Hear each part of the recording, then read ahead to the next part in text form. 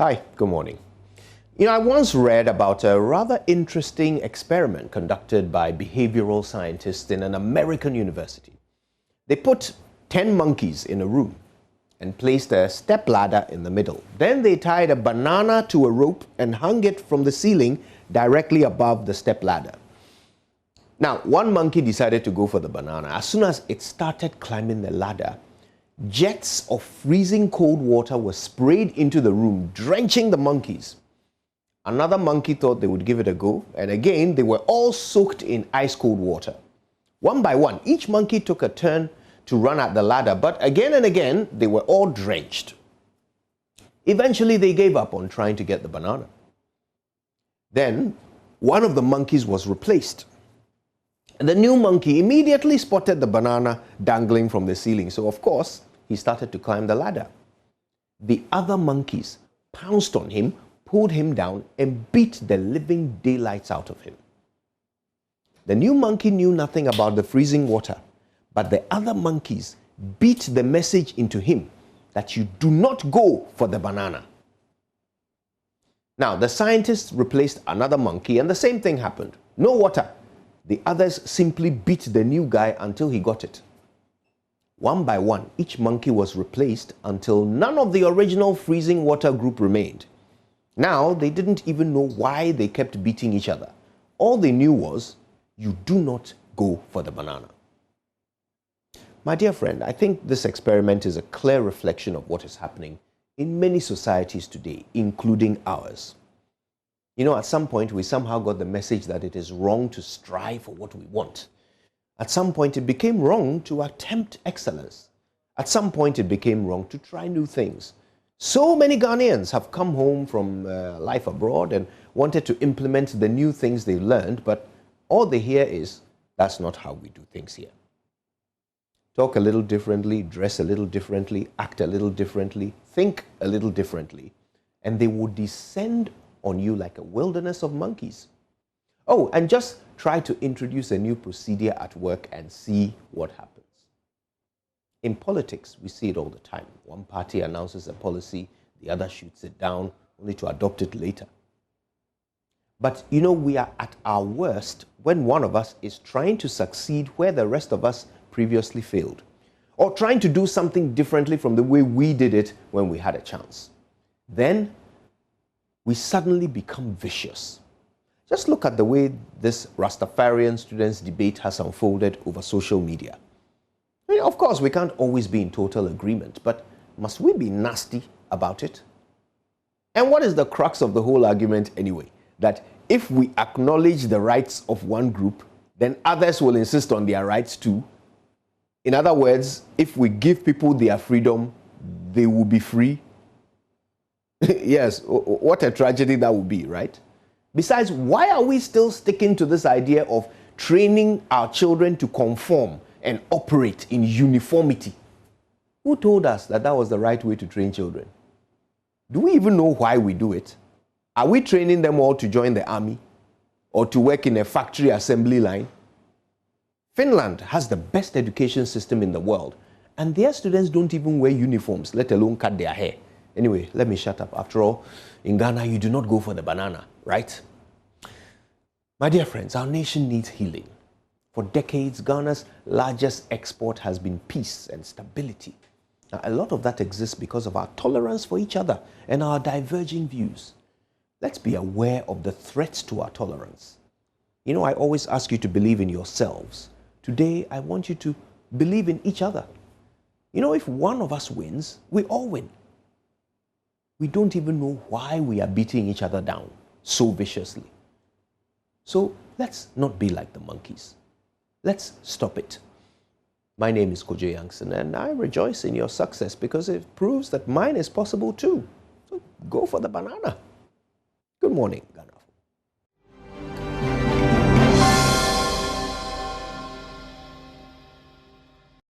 Hello, good morning and welcome to the AM News with me, Mapita CBD. In our first story, the Onwe Government Hospital in the Shanti region has had to treat emergency cases under a makeshift structure which recently saw severely ill patients on admission exposed to gushing rainwater. The management has since patched the exposed roofing sheets. The emergency unit, made of wood and plastic, depicts the dire for a better structure. Love Films Erastus Saridonko visited the Onwe Government Hospital to assess the situation there. For a hospital meant to serve a population of about 33,000, the facility is handicapped.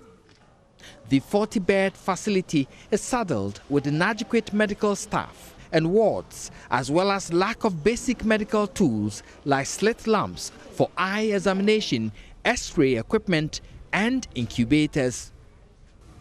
The only official vehicle is this rickety pickup truck, which has been suspended on wooden stumps for years. The hospital is compelled to use this uncompleted maternity ward with no theatre. In cesarean emergencies, mothers in delivery are wheeled for close to half a mile across this street to the general theatre for surgery. In a bid to meet the urgent demand for emergency care, management constructed this makeshift structure to serve as an emergency unit. It is made of wood and covered with plastic TNG. It can only take 4 beds and has little room for maneuver. On March 5th this year, a storm ripped off the makeshift roofing, exposing severely ill patients to the vagaries of the weather. This video of a patient on admission being lashed by the rains details the plight of the hospital. The Ejiso Municipal Health Director, Josephine Amejake Ahosu, spoke about challenges of the Onwe Hospital. If you are talking about a modern hospital, I would say they don't have it.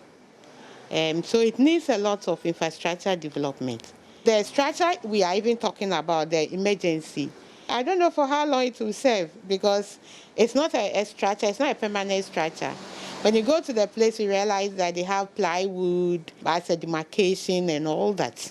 Even their sewage problem, water and sanitation and wash things. Even if they have to do CS, they bring the patient from the maternity to the old place where the theater is.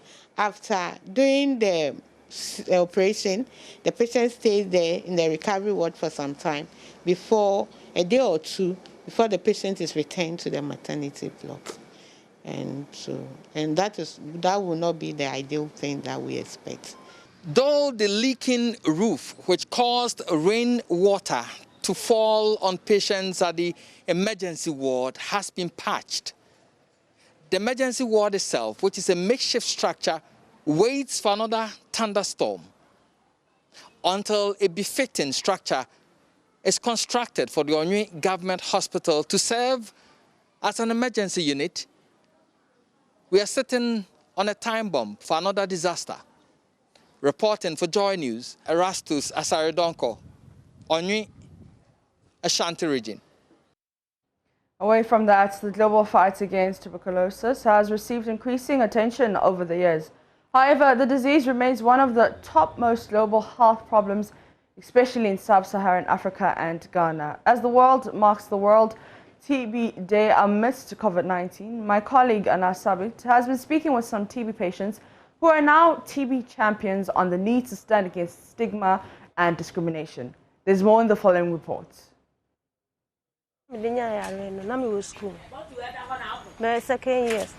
Nicole Diana was diagnosed with TB in the year 2019 after being misdiagnosed several times with wrong medication that had a negative impact on her health.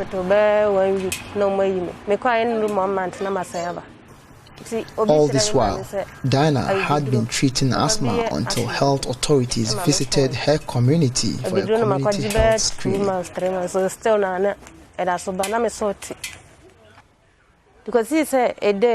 Whilst going for the test, I had it in mind that I was going for an asthma test. But I was told they were running a TB test, and a week later, I was informed that I have tested positive for TB. me positive for tuberculosis. She was placed on medication after testing positive, and after 6 months, she tested negative. At a point, Diana faced several forms of stigma from both friends and family. My friends stayed away from me, alleging that I had HIV/AIDS. Even my own siblings stopped eating with me. Before Charles Techi was diagnosed with TB, he had lost a lot of weight and was feeling a lot of pain in his chest.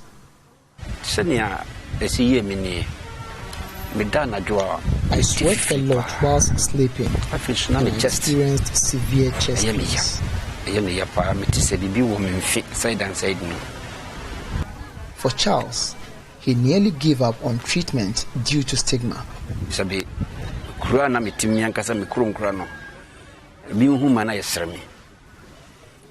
I became a laughingstock in my own community because of my looks. I couldn't walk. And if not for the fact that I concentrated on the medication, I would have committed suicide.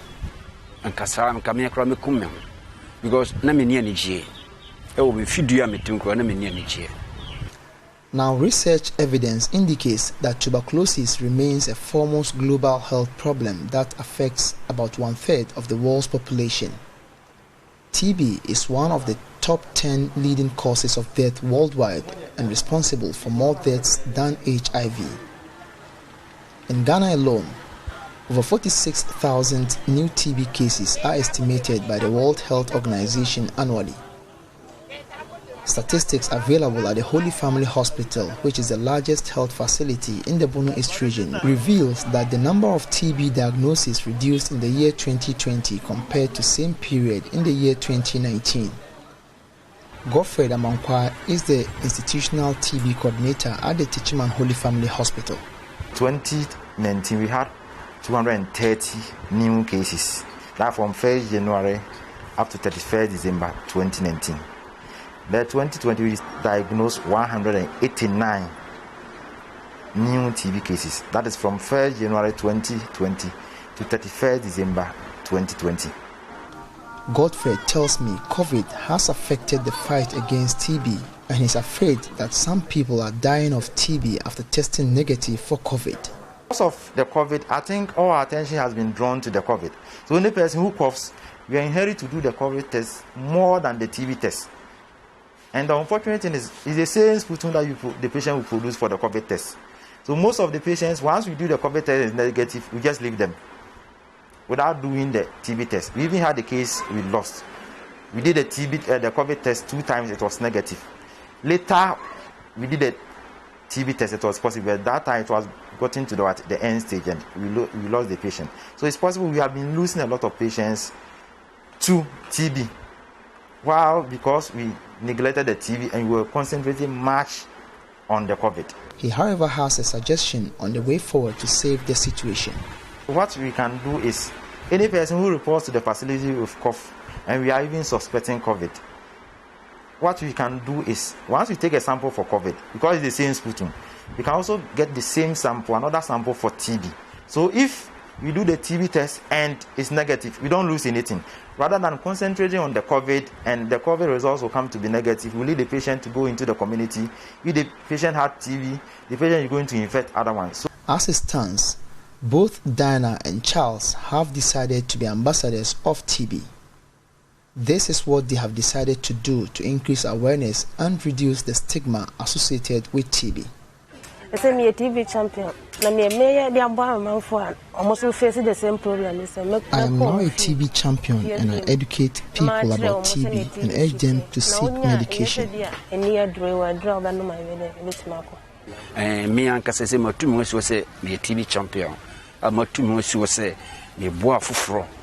am a TB champion and committed to help others. Let's all come together to fight this stigma. The clock is ticking. That is the theme for this year's World TB Day. And this conveys the sense that the world is running out of time to act on the commitments world leaders made to end TB.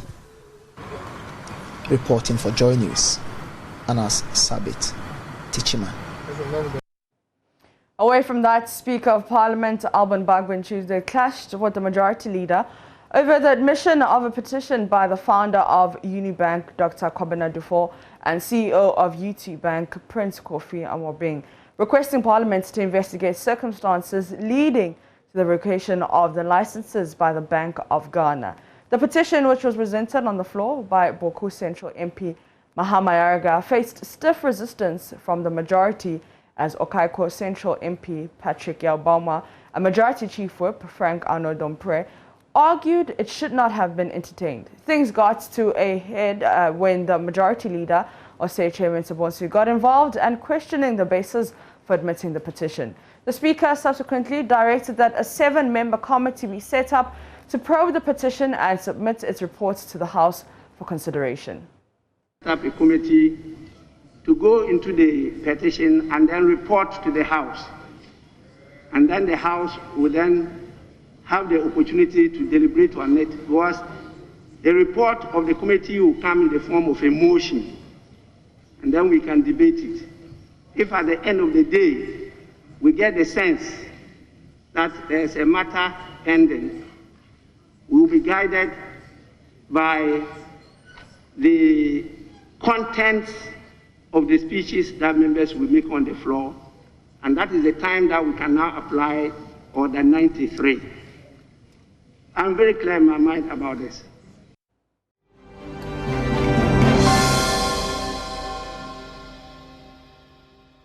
Thanks for staying with us. Thanks to Mapito Sibidi for the AM News.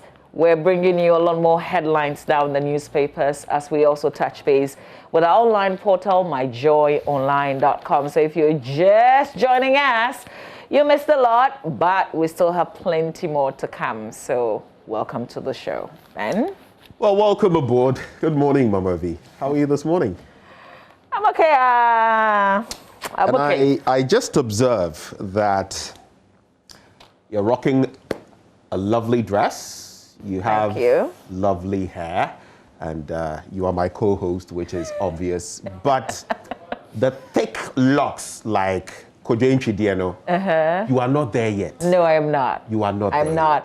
You have all these other qualities I've mentioned, but the thick hair, like Kojo Nchidiano's own dear, the locks. No, that's what moves you, huh? What's it? That's what moves you. Oh, yeah. You're not there yet. So before I move you, I must get to Kojo Nchi's level. You're not there yet. But now that you mentioned my dress, I want to say thank you to Auntie B. She makes my dresses. And yeah, she's a lovely person of smart tailoring at West Legon. So Auntie B, hopefully. In case you didn't latch on to that, you remember what happened in Parliament?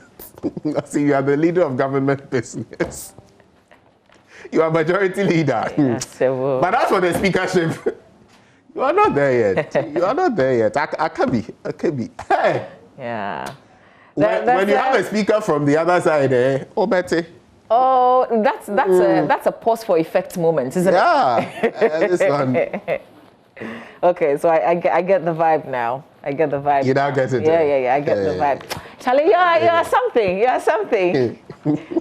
I have to learn. I have to quickly learn.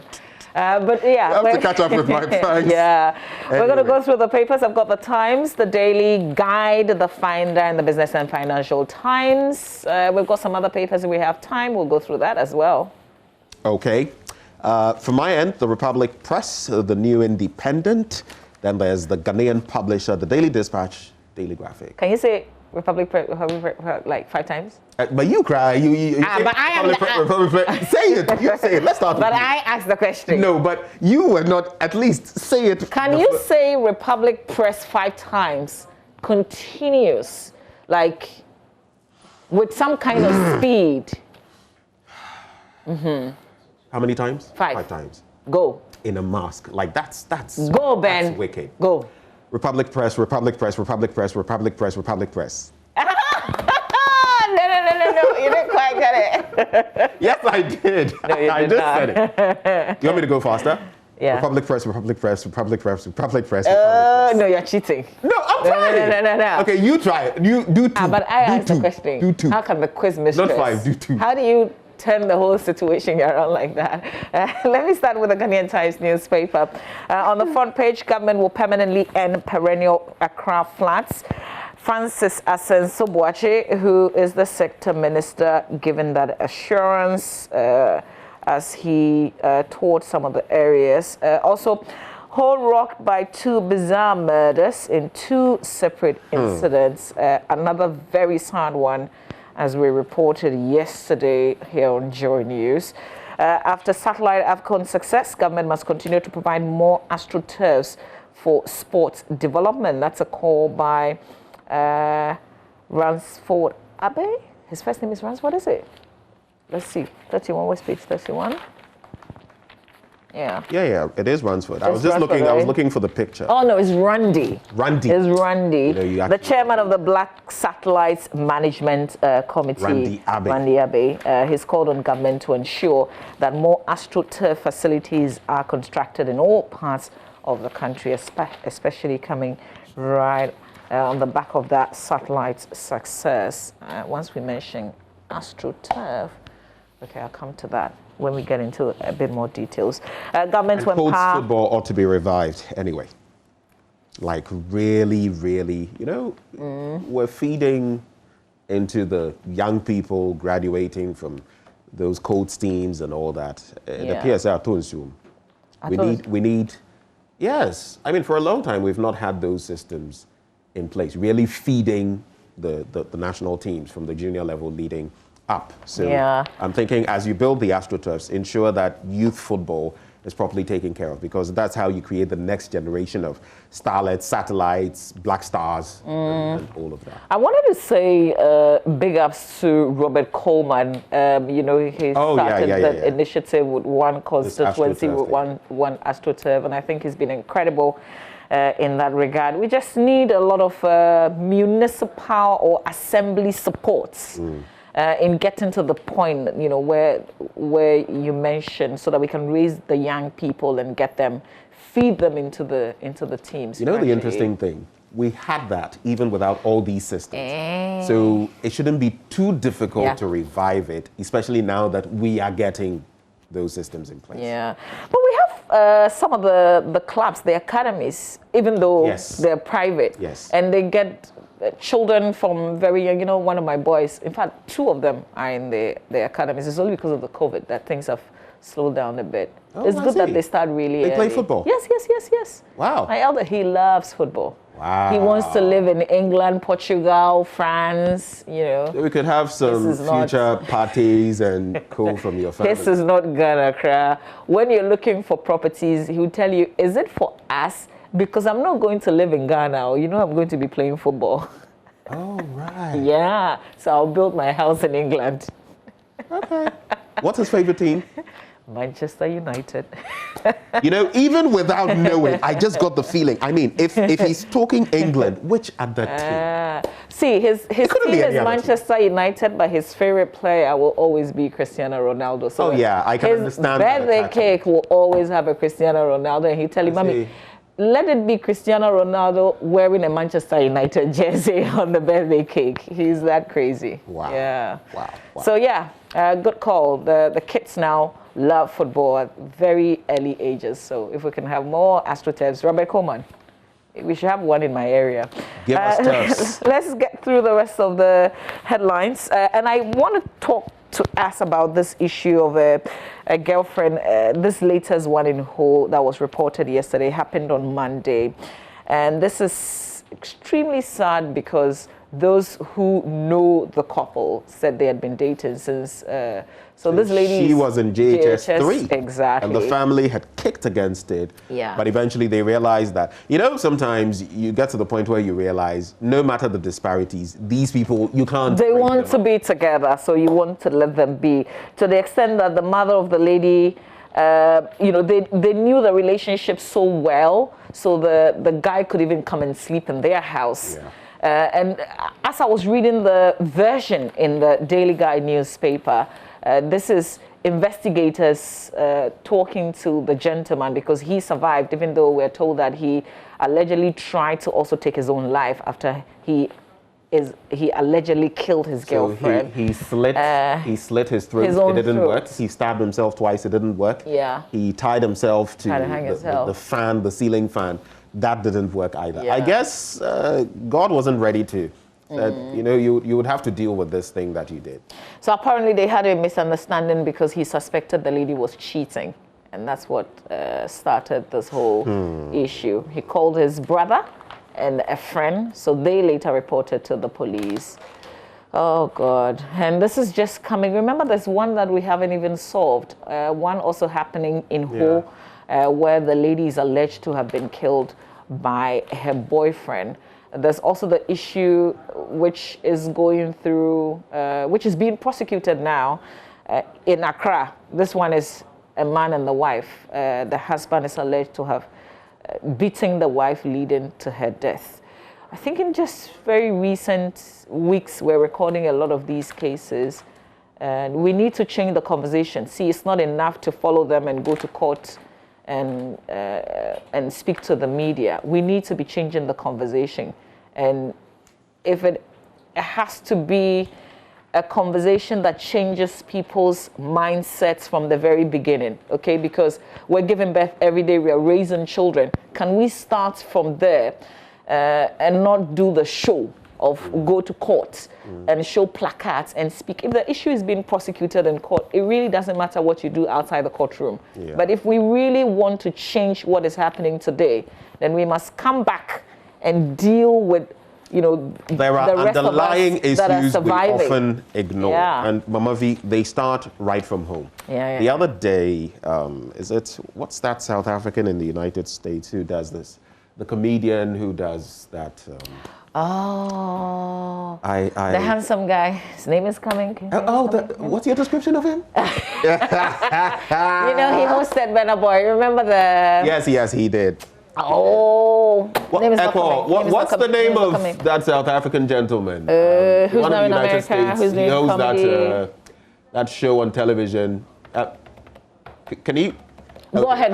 Name will come. Go ahead. He actually interacted with Chimamanda Ngozi Adichie. Oh, Trevor Noah. Yes. Trevor Noah. Thank you. How could I forget that? So Trevor Noah, and in one of his interactions with Chimamanda, she made mention of the fact that when there are these problems, at least she was talking about feminism purely, and that, you know, men need to come on board. Without the men, I mean, it will just be this fight, because like it or not, you'll come face to face with the men in different spheres. I think it's high time we also took the same approach, but starting from the grassroots, our families, the basic systems, and ensuring that you start with the children. Because a lot of the men, and I said on this show the other day, some men grow up to be wife beaters because they saw their father do it. Some men grow up to be this and think, oh, or I don't this and all of that, because of how they were brought up. Some think, I can't sweep, I can't scrub, I can't do this because it's the woman's job. They grow up with all these mindsets, and then it becomes problems for them when they get into relationships, when they get married, and all of that. So it starts from the basic unit. Unfortunately, and to some extent, I agree, some mothers are not bringing up their children in the right way. You want your daughter or your daughter-in-law to be like this and that. How about your son? The one going to marry her. What kind of person is he? What are your expectations of him? How are you preparing him for the spouse he'll have? It's a problem, and it starts from the basic unit. We're raising our boy children especially all wrong. All wrong. Well, did I go to page 3 before I... Have you started the graphic? No, I've not. Okay, so let me do page 3. A lot more bizarre stories. So there's this issue of a spiritualist, 35-year-old, who is before courts over alleged murder of wife and daughter. So first, mother goes to work, returns, well, on her way actually. Son tells her, you know, father has killed my sister. And she rushes home, sees the dead child, and then she collapses. And then man comes and just whacks her. Like, it doesn't even make sense. Apparently, well, according to the story, he used the child for rituals and decided that the woman must join. And so he's in court. Well, since, I guess, she appeared on the scene, Charlie. I don't know. He may have been thinking. How does this even happen? But this is madness. Yeah. So the issue is being dealt with. And then there's also a herbalist who's been remanded for impregnating a 14-year-old. He actually did it and then put some concoction together and asked her in trying to get the pregnancy aborted to get the girl to take it. That's criminal on so many levels. You're dealing with a minor, you're trying to, Yeah. Well, thankfully, if the caution statement is anything to go by, he actually admitted, carrying out the act to the police, so they will continue with the investigations and then prosecute the matter. There's a 34-year-old woman who's appealing for support to undergo surgery. She is paralyzed in Begro in the Fantiakwa district of the Eastern region. She's appealing to the public for financial support to undergo surgery. According to management of Focus Orthopedic Hospital in Accra, it will cost Madam Benis Kwarteng between 100,000 Ghana cedis and 120,000 Ghana cedis to undergo successful surgery. He's been bedridden since she was 17. Remember, she's 34. Since she was 17, she's been bedridden, currently being supported by few friends and 2 orphan children she has been living with over the years. She's simply unable to do anything by herself, not even visit the washroom. She has to be assisted. So if you're touched by this, kindly grab the graphic. This is the Ghanaian Times newspaper. You see the story on page 3. Or you can even Google the Focus Orthopedic Hospital and try and find her name, Benis. Give them a call and say that you want to support them. It will be a good thing to do, really, to change somebody's life story. All right, I think I should hand over to you now. Well, the paper from which I'll do most of my stories, the Daily Graphic. Undervaluation costs fishing industry $23.7 million yearly. Government spearheads 5 million tree planting. Graphic business, Access Bank hold SME clinic today. I've been telling you a bit about that. No freeze on salary adjustment, President Akufo-Addo assures. Recently on the back of the comments that were made, people were asking, about 3 years and no salary increments for public sector workers. Well, His Excellency, the President, has allayed the fears of the public sector workers that the government will freeze their salary increase. In an address, he said, "Let me reiterate, the salary increments for public sector workers have not been frozen." But what happens, for example, to the minimum wage bits, the tripartite committee that must meet and work on those? It appears that is that frozen for this term? I saw some charts that pointed to the fact that it's been upping since over a decade ago, but now it's plateauing, and that wouldn't be good news because the cost of living is going up and rather sharply. In other stories you can actually take note of in the Daily Graphic. Let me just skip to some of those. By the way, Germany is imposing an Easter lockdown. That's on page 9. It means it's going to be lock, stock and match, if you like, when it comes to Easter for them.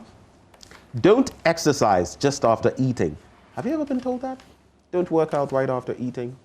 Some say don't have your bath right after eating. I know that you don't exercise when you haven't eaten. I don't know about the right after eating thing. I haven't had that. But never go to the gym on an empty stomach. It's a no. And you eat like 2 hours before you exercise. Don't do it immediately, especially if it's soup or something like that. Yeah. So you always, I don't know when you usually do. I know you do some in the afternoons, evenings. Yeah. But for example, on the Saturdays that I hit the trail doing my 10K or something, I don't, but I carry water. Okay. With me. Yes. Wow. But eating, no. Well, and when I do it from home, of course, it's before the show, so I don't. Well, I've been told, make sure you eat lunch before you come to the gym. Right. Yeah. One thing I do recall reading from way back is that your blood circulation, once you eat, there's a lot of blood, going around your stomach walls and all of that to ensure digestion takes place. So I guess you would have to take time to read the Imagine story, you're but hungry it would deflect and you blood to other parts of your body, and I don't know what that. If you're hungry, you don't get onto the treadmill, you would die. I'm not saying you literally die. You may not die, but it could have consequences. The effort, though, I mean, it makes sense, right? You don't do it when you're hungry, yeah. But you don't also like go fufu and then go and sit on. Oh, that one you have to wait for a while. You have to. Let's go to page 16. Government spearheads 5 million tree planting. Do you remember? Was it Ethiopia or Rwanda? I think it was Ethiopia. The tree planting from Ethiopia last year. Yeah, Ethiopia. So a Ghana Green program has been launched with a target of planting 5 million trees to mark the day on June 11, 2021. The initiative forms parts of the efforts by the Ministry of Lands and Natural Resources and the Forestry Commission to encourage Ghanaians to plant more trees to preserve and protect the country's forest cover and the environment. A positive move. Don't steal, start, or risk disqualification. That's on page 17 before I go to the middle spread. And that's blade to aspirants. You've been seeing all the posters popping up and all of that in the MPP. And Freddie Wasimbewu Blay says, you do that, you risk disqualification and you wouldn't get to contest at all. Did you say Wasimbewu? I thought it was Wasimbewu. Is it not the same thing? You are fantilizing it, and I am but he's it. He's a Zimmer, isn't he? But is that necessarily? It reflects in the pronunciation. I think, you know. Ayo. If you say I pray I'm right. Or Betsy. 26. Governance system in schools must be strengthened. That's according to Nat. You remember my takeaway from yesterday as I spoke to Mr. Thomas Musa? If it's not broken, don't fix it. That's what he was saying to the courts, that if our educational system is not broken, don't fix it. That's on the back of the people taking the matter to court. And I rebutted and told him, but some people feel the system is broken. And he said, well, I stick to my guns. If it's not broken, don't fix it. Mama, to wrap, there's this one I saw from, you see, so they're advertising the junior graphic here, and I'm not trying to advertise, but there are two lovely children. Can you see them? Yes, you can. So Arlene Desiree Enam Ama Ansa is Legon. And Janelle Asida Efrie Oting Tishinungwa Estate. Guess what? They both celebrated their birthdays on the 3rd of March. So fourth birthday, and this one, was it her 3rd birthday? Oh, so I had to celebrate them because that is my birthday too. They're too cute. Two little cuties. I see my production crew. Do you want to see the photos? Or no? Okay. Those ones who are. Anyway, so that's how we wrap up on the Daily Graphic. All right, let me go through the Finder newspaper. On the front page, Akufo-Addo urges organized labor to help in post-COVID-19 recovery, economic recovery. Key aspect of 2021 budget, not ambitious enough, according to Dr. John Kwache. ISA proposes moderate wage increase in 2021. Bring back luxury vehicle tax. Research Consultancy Center of UPSA who is saying that? Bring back luxury vehicle tax. But bring back, you have to do something to it. You can't bring it back in the form that it was. No. We don't hear of that thing. Well, people are asking that government finds other creative ways of imposing tax and not, get the very rich to continue paying a lot more. Because the luxury tax, as I remember it, if you have a certain vehicle and it really doesn't matter whether or not you're rich, sometimes it could have been, a gift given to you, or maybe you bought it many years ago and you go to renew and then they say that it's in the category of a luxury. That's why I said that if it must come back, it must come back in a different form. To avoid all of that, we don't even want it back. Okay, so that's how the front page of the paper looks like today. Republic Press now. Dasabri Otibwating makes case for Koforidua to become a metropolis. GHS begins inquiry into COVID-19 vaccine theft. This matter is not going anywhere. Speaker Bagbin explains delay in appointing Parliamentary Service Board. There's also that harrowing story of a footballer killing his lover and attempting suicide. Then there's chaos in NDC as group demands 2020 collated results. But the question is, this group, anyway, let's leave it there. So that's it. When you go to the middle spread, fatal motor accident on Ahonam-Begro Road claims 2 lives. It appears we keep adding to the statistics. You know what? In January, February, we've been told about the statistics of those who have died and the number of accidents. It appears this has been a pretty gory year when it comes to accidents, and the numbers keep piling up. So that's it with the Republic Press. All right, quickly to the Daily Guide. This story we're already familiar with, the boyfriend who's alleged to have killed his girlfriend. But Kumasi kidnappers kept photos of victims. There's an update on this 2017 issue. Or 2019, yes. So the suspect arrested in the kidnapping of 2 Canadian ladies in Kumasi in the Ashanti region in 2019 kept pictures of the victims on their phones. Some of the images show the victims sitting on the floor with their hands tied to their backs. According to police forensic reports, there was blood-like stains on the bodies of the victims. The suspect also created different Visa accounts, and the investigators suspected they were to use it to claim ransom from the victims' families. So if you've been following the issue, you might want to read this in detail. It's in the Daily Guide newspaper of today. In the center spread, one story that I want to pick from the entertainment's, the News One pullouts. Peter Coyle blames fans over P-Square split. Apparently, they say they are die-hard fans of P-Square, and they're saying if they had stayed together and done music together, they would have won a Grammy. And Peter decided to descend on them, says it is their fault.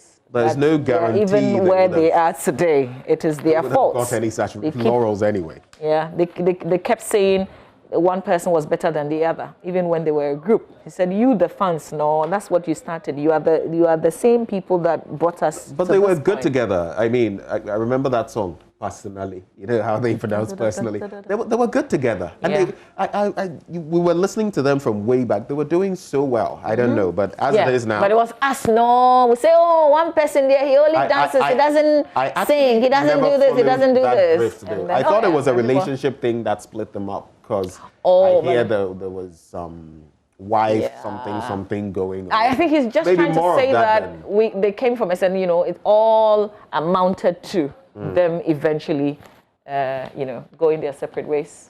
Ayo, the Ghanaian publisher, this one says, Issa, the story I'll focus on because the others, maybe I'll just do these two. Akufo-Addo begs workers, bear with us in these challenging times.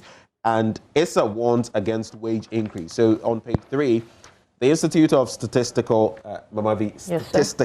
Social and Economic Research, Issa, of the University of Ghana, has advocated that wage increases in 2021 and beyond should be moderate and based on cost of living differentials and productivity. So that's what they are also coming through with on the back of what Mr. President has said, on the back of what workers have been saying. I repeat, statistical. Let's check out some more papers. Well, I guess we don't have might the not time be to do enough that. time to do that.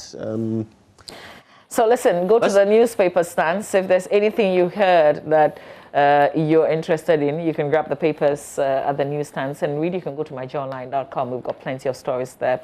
I want to show some love. Can I sneak in this before Okay, please do.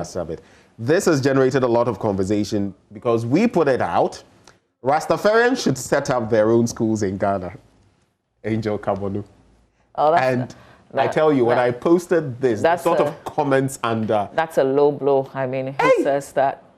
That's below the belt. That's petty. I just wanted to bring that up. That shouldn't have come out. It's just like Boris Johnson saying that, the reason they got their vaccines was because of capitalism and, there was another word. Yeah, they mafia the system. Now he says, oh, listen, I didn't even say that. There are some things that you don't say. You can say it to yourself in your bedroom. You don't say it out there. I want to show some love to my colleague, Anas Sabitz. our Bono East correspondent. Good morning to you, Anas. It's not because it's his birthday. It's just me showing some love to my brother. And that's a bit... why did you bring the picture of him wearing Manchester United? Because but he's also Accra has a walk. So, and that's a bit... I hope that you go ahead and have a beautiful day. Hey, Charlie, you guys, they kill me. And then also to my friend Ahmed Awal Karyama. He's an environment and human rights advocate. Good morning to you as well. Stay with us. We've got sports coming your way tomorrow. I will show love to my director.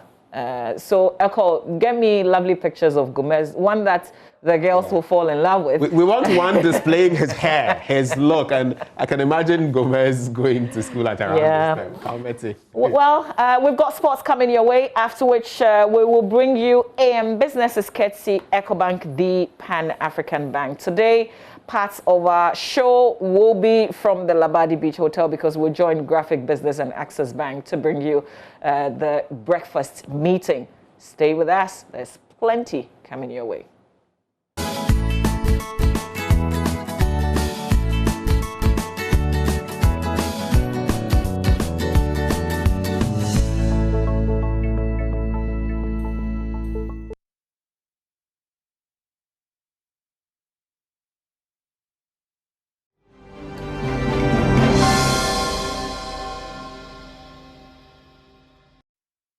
Hello, good morning and welcome to the AM Sports with me, Oriku Wampofo. The Black Stars would be in action tomorrow, but we do start off our build-up today as Black Stars coach CK Akono says that his team are prepared for the round 5 game of the AFCON 2021 qualifiers without factoring the Ayew brothers, Thomas Partey and many more. Speaking to the media prior to the team's departure to Johannesburg, Akono said his team are in good shape and ready to compete.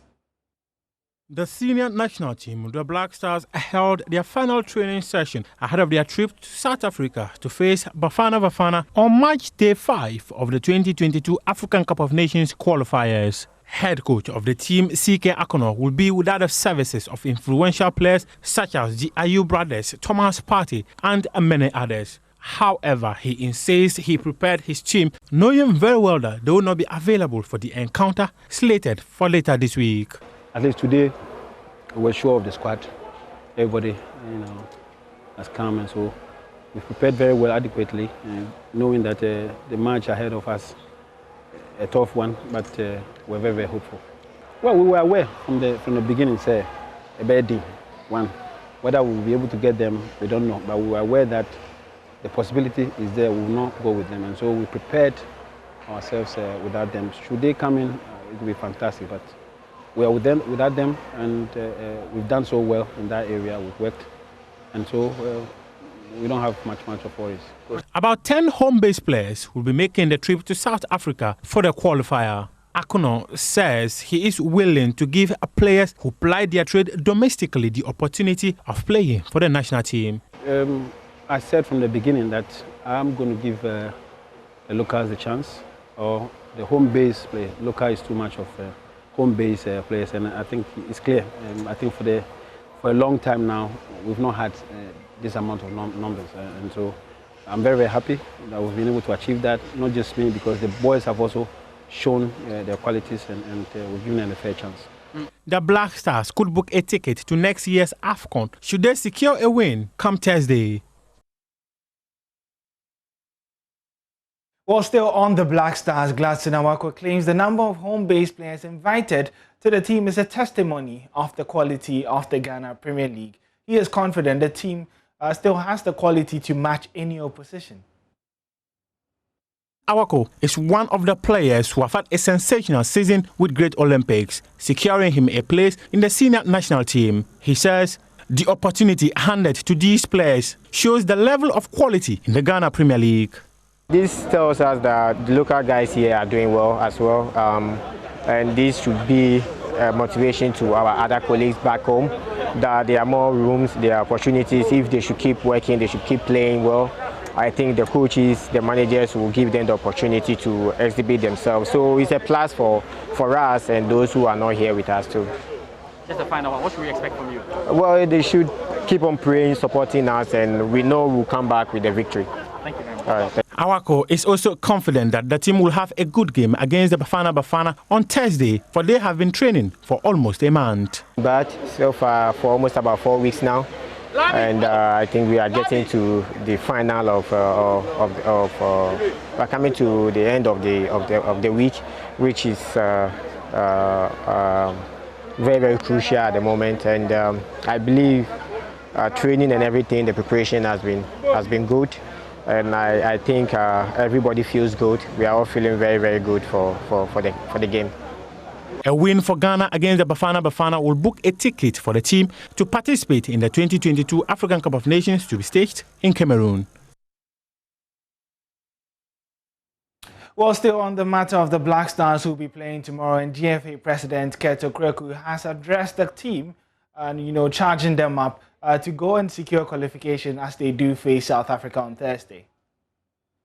2 games, we have to qualify. But qualification starts from the very first game in South Africa. For which reason, in the last 4 weeks, we have been preparing for this all-important 2 assignments. When we march out of the tunnel to face the Bafana, let's all have one thing in mind: qualification. What that means is that whatever it takes for us to come out with the right result, we have to make the necessary effort. We wholly believe in the quality of the Tinker team we have. We believe in your quality. Obviously, that's the reason why you are here. And we believe that you have what it takes to take Ghana to the promised land.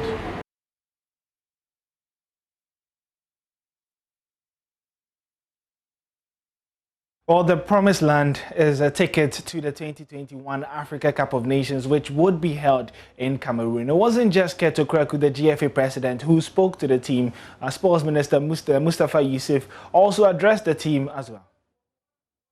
I bring you greetings from His Excellency the President of the Republic, Nana Addo Dankwa Akufo-Addo.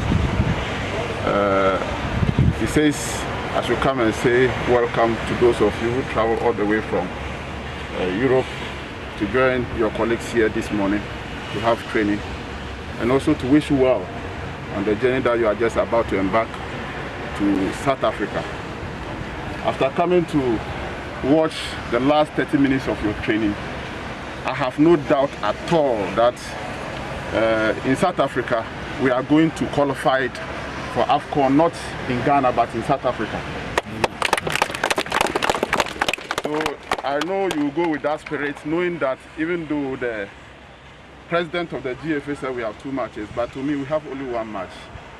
And that 1 match is in South Africa for us to go and qualify, so that when we come here, we can just take that 2nd match as a training preparation towards taking the cup.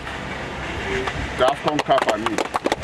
Because the dream of the country and the dream of His Excellency the President is for us to take the cup come 2022.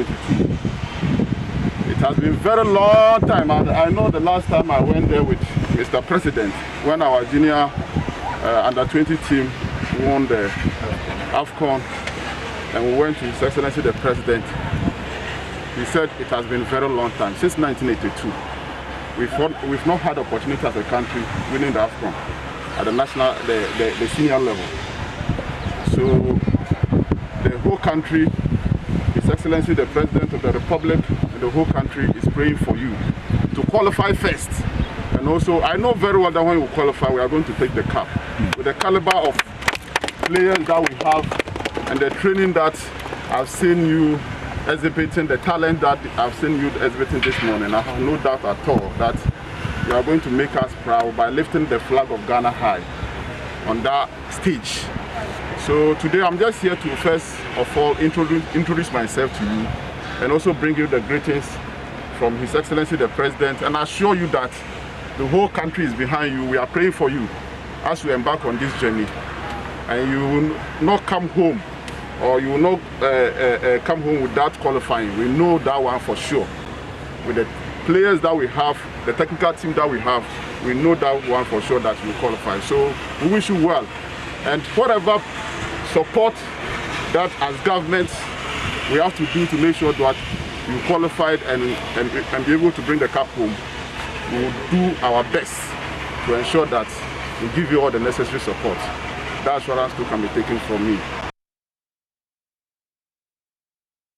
That was the Minister for Youth and Sports, Honorable Mustafa Yusuf, also charging the national team. But the team did arrive in the early hours of today in South Africa.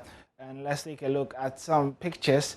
The team certainly does know that 3 points would be enough to secure qualification to the 2021 Africa Cup of Nations as they do face South Africa. So there are some pictures of the team arriving. They arrived around 2 a.m. this morning, and they'll be getting ready to start training today. Match kicks off tomorrow, 4 p.m. Ghana time.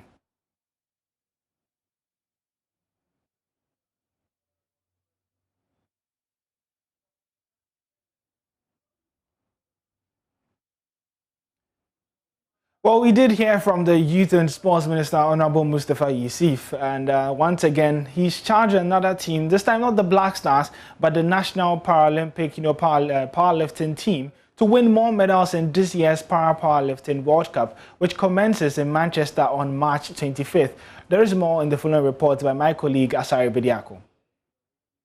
The 2021 Powerlifting World Cup, which comes off in Manchester from March 25 to 28, will serve as qualification to this summer's Paralympic Games in Tokyo, Japan. The national powerlifting team has been in camp since February this year. The Black Optimist paid a courtesy call on Youth and Sports Minister before they left Ghana for England on Monday night. Honorable Mustafa Yusuf is confident the team will make Ghana proud. We know you are going to go and come back home with medals. Ghana is known. Ghana is known to be a sports nation, a sports country in most of the discipline, be it para, be it boxing, be it athletics. We do so well in all sports discipline. So we are not going to be surprised at all. I'm very confident that you are living the shores of this country, and you are going to come back home with gold medals.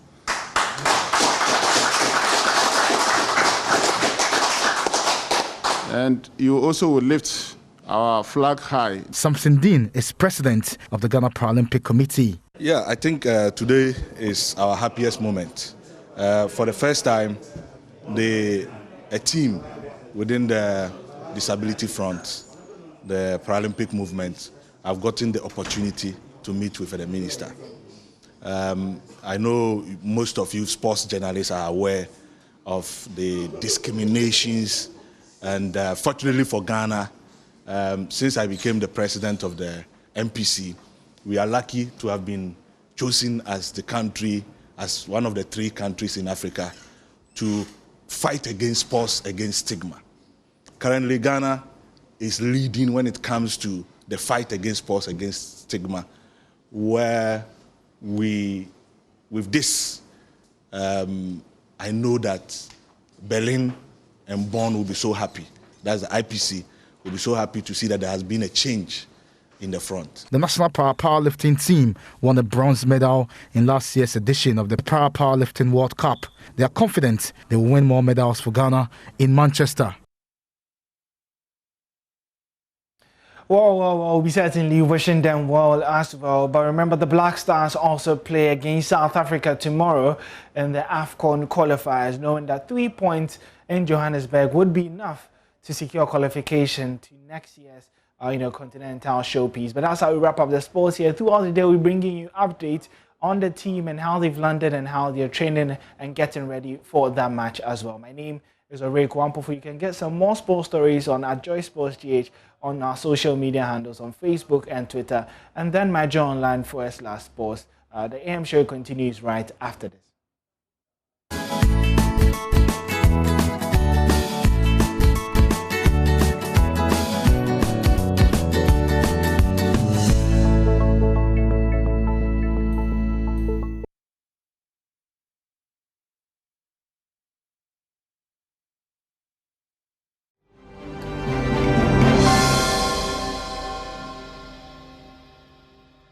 Well, welcome to AM Businesses, brought to you courtesy EcoBank, the Pan-African Bank.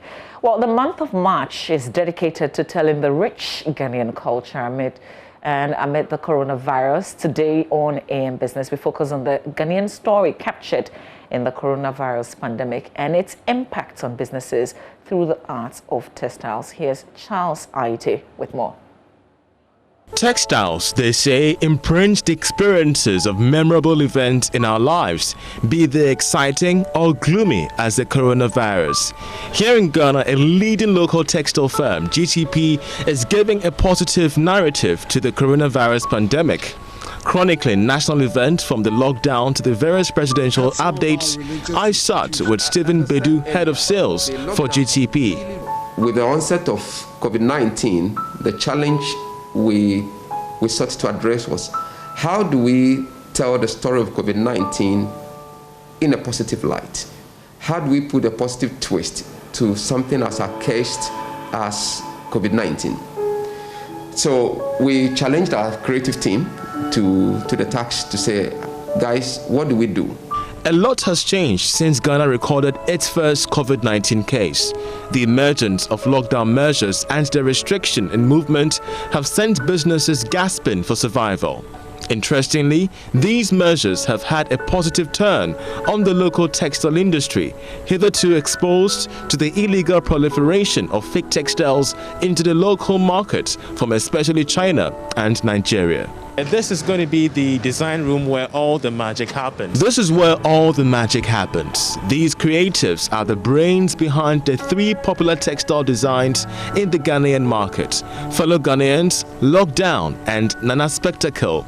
Oh yeah, you heard right. Our President, His Excellency Nana Addo, you would notice that every time he addresses the nation, his salutation was always fellow Ghanaians. That was the first phrase you would hear.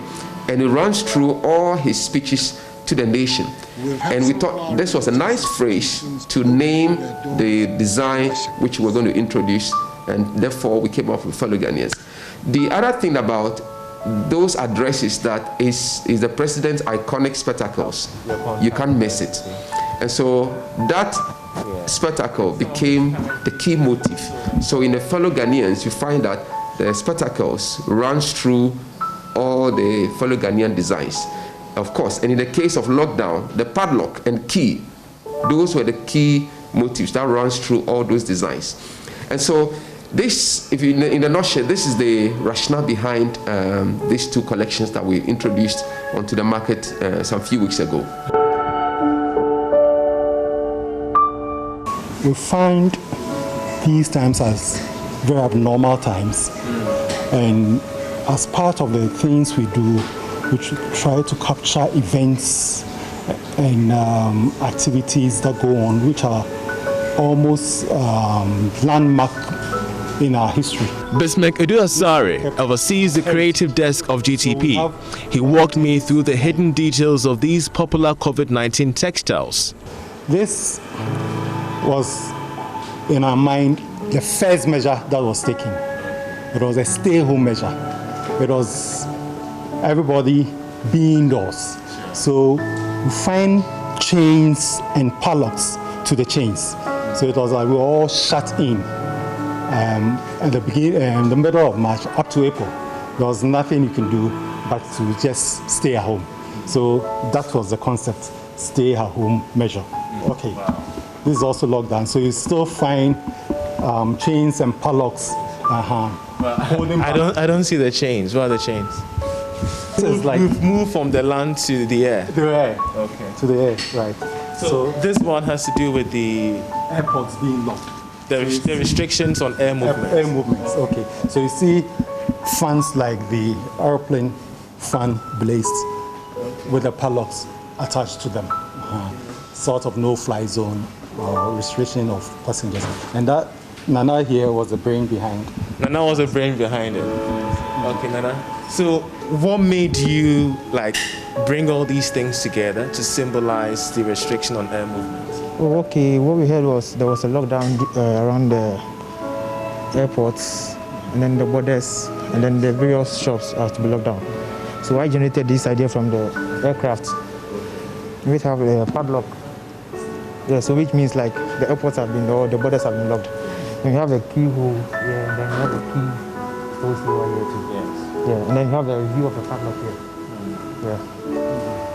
It's amazing the kind of brains you have in this design studio. But beyond all these things, we're getting the feedback, the demand is high.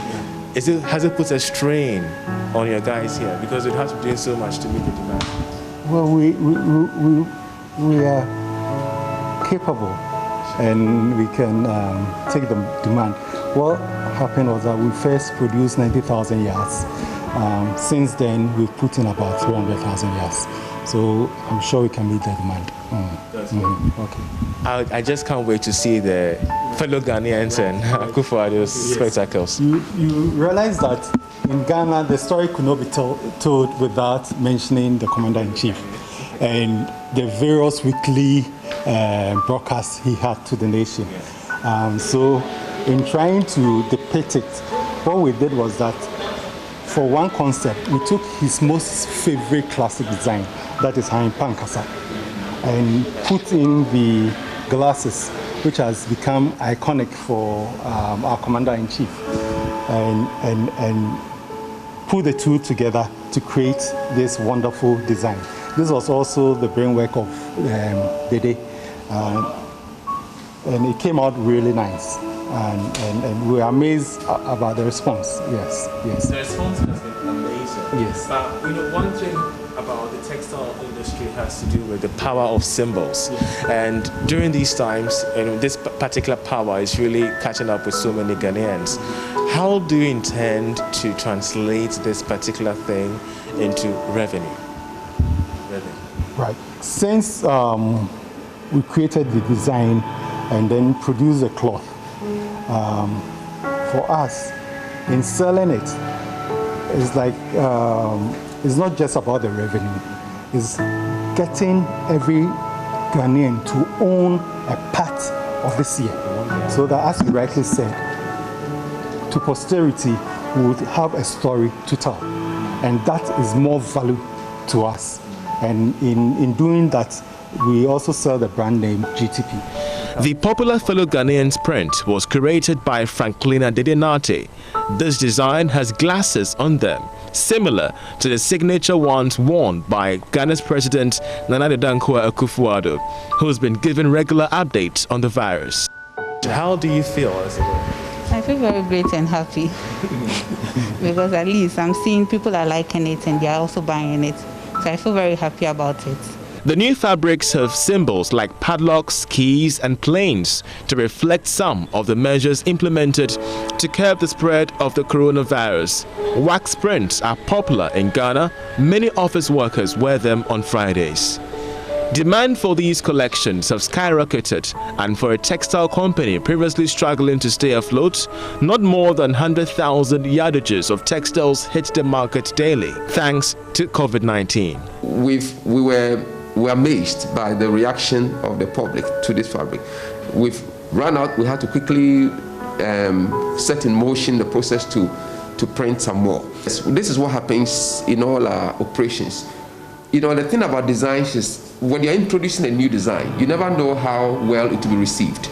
So you introduce like 10 designs into the market, sometimes only one, sometimes only two may be accepted by the market. So you introduce a certain minimum quantity to start with to test the market to see how well it will be received. This warehouse is where distribution begins. Bundles of COVID-19 textiles ready to hit the local markets. Demand is very high. You know, we are in the COVID period.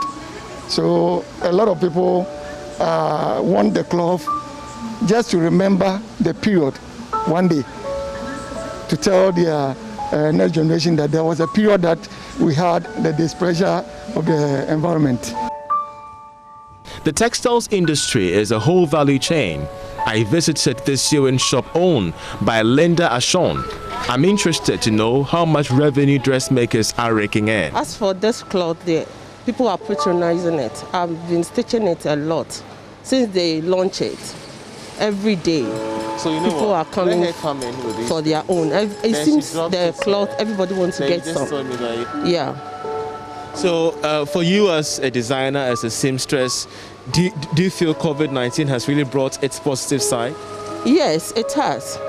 Though it's a serious thing, but I think it has done a lot for us. Like we were locked down, we are home doing nothing. But I thank DTP for bringing this idea, this cloth to town. Because of this COVID, everybody wants to have some in their wardrobe. 3 months ago, these dressmakers would have had their shops under lock and key as restrictions on movement halted every aspect of business in Ghana. Things have changed for the better, and they are positive of making gains from the coronavirus. What's the name of this one? This is my fellow Ghanaians. So you had it right. But what particular feature of this cloth catches your attention? It's the spectacles. That's our president's spectacles, and it's so lovely. But aside from this particular texture, I believe there are other textures that you've tried as well. Yes, I have done the lockdown. The lockdown too is very nice, so colorful. You can do everything with it. Working with it is not difficult at all. You can get your designs how you want it, and you can get the shades for men and women, and it's lovely. Well, we have seen the extent to which the coronavirus has had an impact on the business community.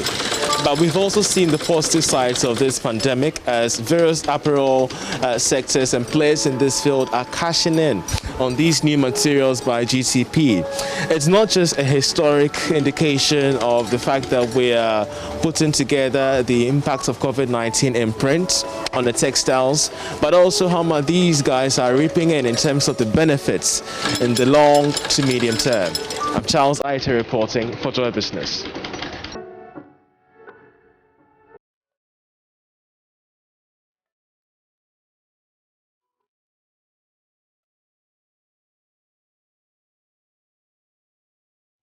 And indeed, when we remember coronavirus many years to come, may we also remember how resilient, innovative, and creative we were in the times of coronavirus. That's it for AM Business.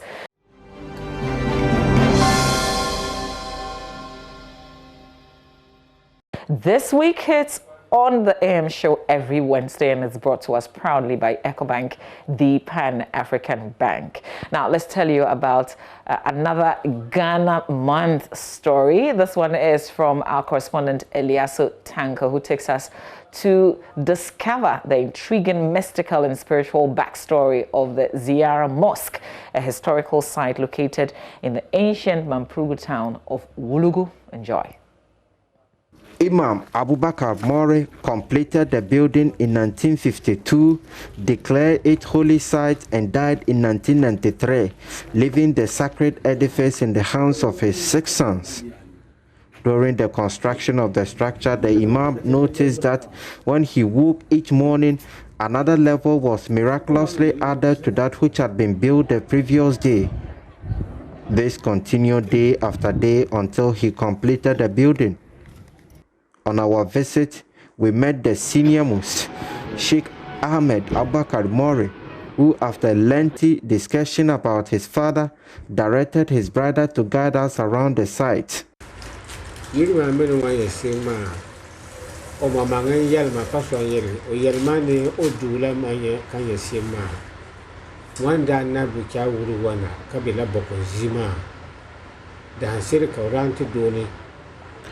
The story of how this building came about was told to me by Sheikh himself. He told me he had a dream, and that's how come we have this building. This was actually not a dream, but a prophecy. He had an idea of how the building should look like, but he didn't know where to put it up, as it wasn't revealed to him. So we left home, wandering across the country. We settled in many places, including Abidjan, Arang, Asante Mampong, until we arrived in Wulugu here.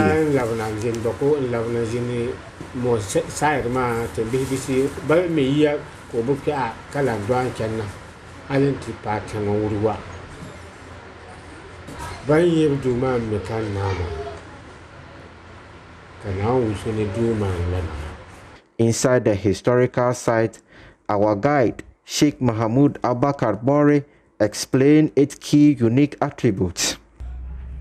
He gathered the people and informed them that this well and the first well we saw are the blessings from Allah subhanahu wa ta'ala. Inshallah, he fed this water as the first one. And then they make a dua that's ruqya on it. And then the people who gathered to listen to his sermon on that day took it upon themselves to drink and smear their body just for the blessings of Allah to extend to their families.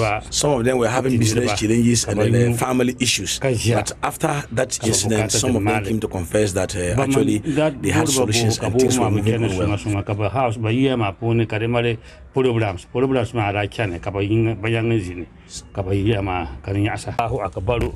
This mosque is not for Allahu Akbar where people go and do azan and pray. It's not the type of mosque they are referring to.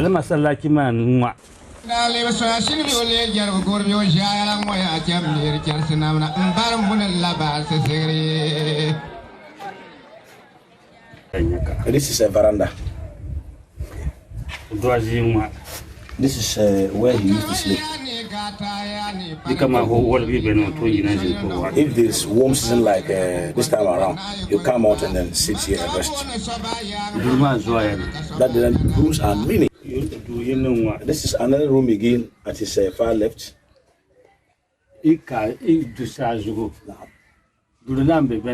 No.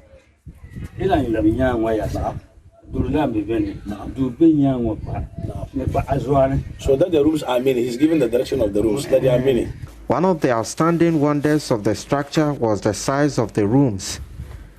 It was designed in a way that entering and exiting required the special maneuvers. So where the other man was passing through the hole, this is where it links up to. There are other rooms again here. We have to pass here and go out again. Now on to the second and third floors of the building. So now we are going to the second floor. First woman, no, we have finished with the first floor. So we are going to second floor right now. Just next to the shrine to the north is an actual mosque of which Sheikh Abdul Karim was the imam until he passed and his son took over. After Friday and special Eid prayers, congregants from the mosque next door sometimes enter the shrine courtyard and walk around it counterclockwise performing tawaf. This is an imitation of the ritual done at the Kaaba and reaffirms the belief that Zaria has a mystical connection to the Muslim holy city of Mecca.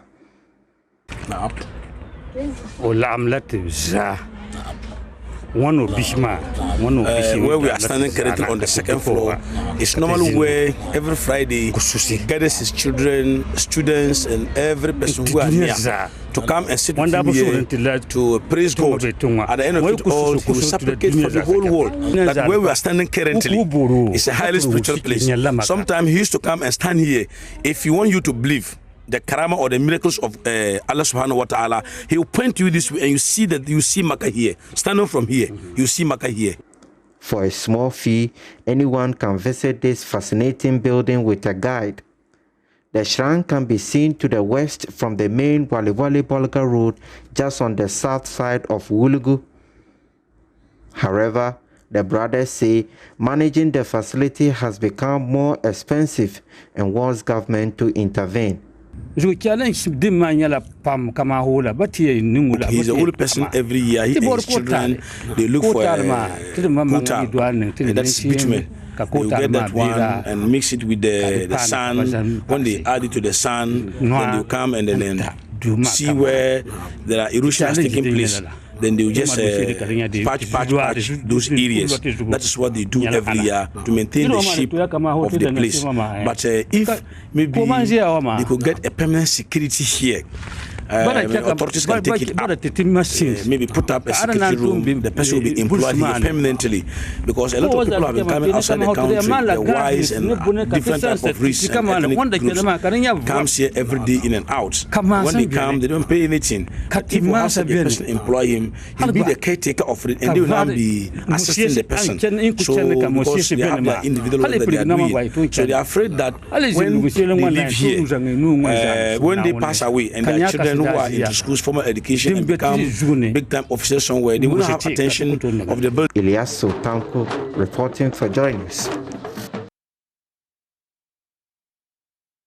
Now you know the story of the mystical Ziyara Mosque. Something new that you've learned as we celebrate Ghana in the month of March. Now let's go to the Labadi Beach Hotel, where Graphic and Access Bank is bringing you a breakfast meeting. We're going to cross over to Odelia in a little bit. There's a conversation ahead of this. The summit is seeking to support businesses affected negatively by the impacts of COVID-19. The theme for this breakfast meeting is boosting SME resilience with digital solutions. Speakers, Kafui Bimpe's group head, Business Banking Access Bank, Kosi Yankee CEO, Ghana Enterprises Agency, and Sechum Akwaboa CEO, Association of Ghana Industries. Head of Joy Business Odelia Ntiamwa will be having a conversation ahead of this men breakfast with Theophilus Yate, editor, Graphic Business, and David Akindele Shong, acting head, Corporate Communications, Access Bank. That will be coming your way in a little bit. We'll take a breather, and next we will take you to Labadi Beach Hotel.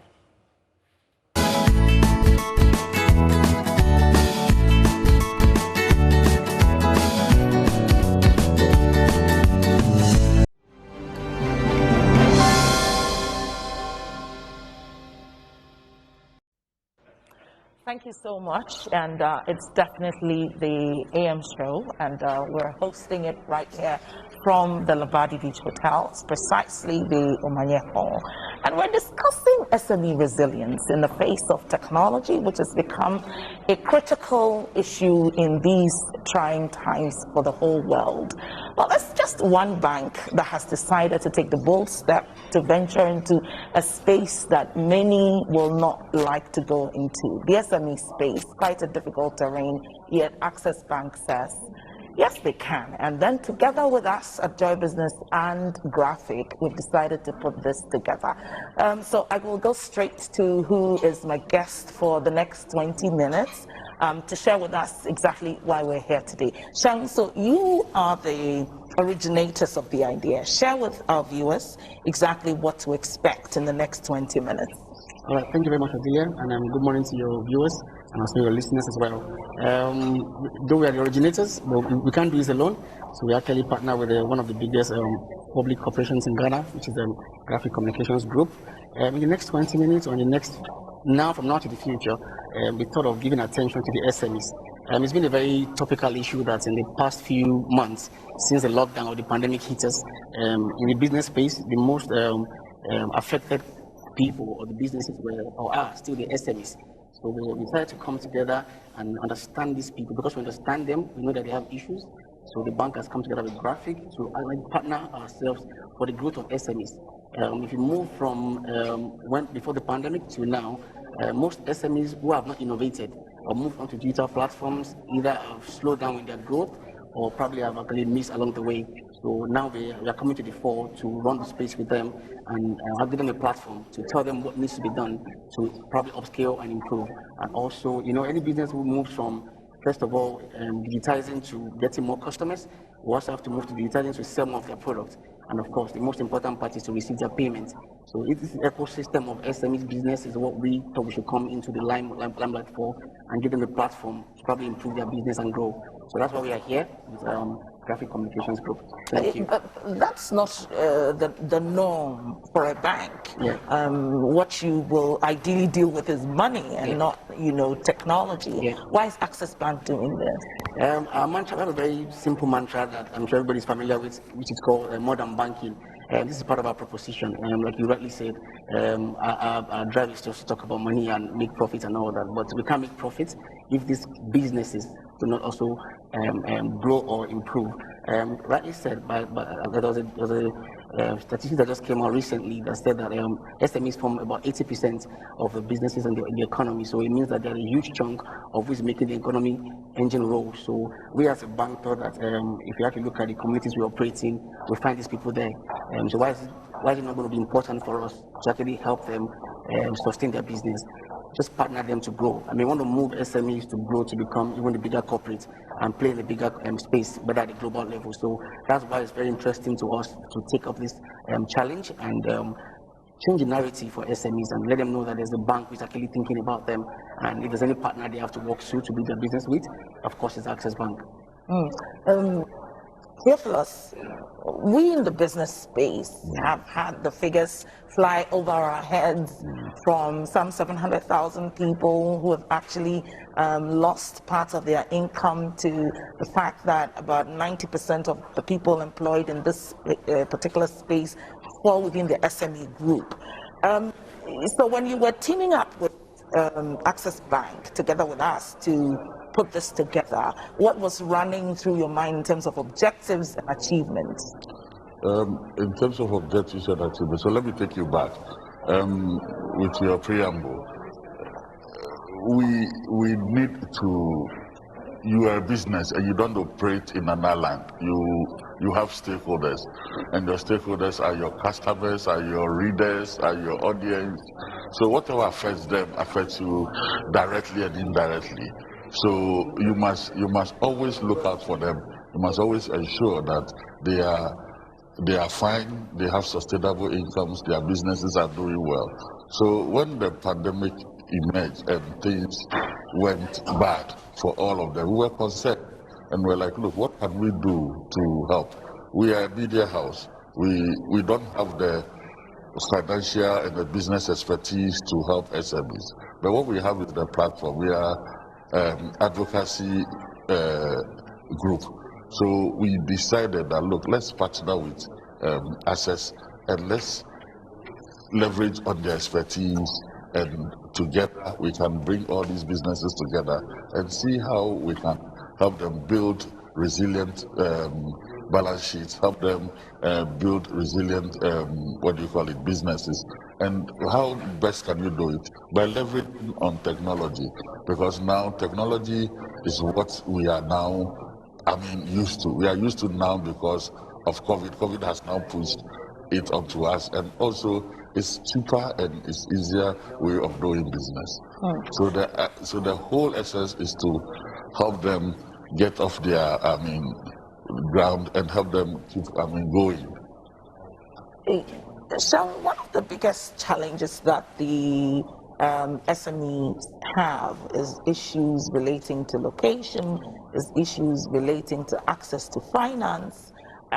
What will this day's event seek to achieve when it comes to the conversation? Beyond that, what are the actionable things that we would like the SMEs to do? Okay, very well, Cordelia. Thank you for that question. I think right on the spot when it comes to issue of place, I think the reason why the theme for this event is boosting SMEs resilience, digital solutions, is basically to say that you shouldn't be limited by space, because if you look at all the likes of businesses happening around the world, everybody is digitizing. Internet of Things is changing things. Look at the transportation. You look at Uber and Coyle. Like that, Internet of Things is changing things. Yes. The Bolt, the Uber, the Airbnb, you don't need to be in those places to actually enjoy services. People just want to have things on the go.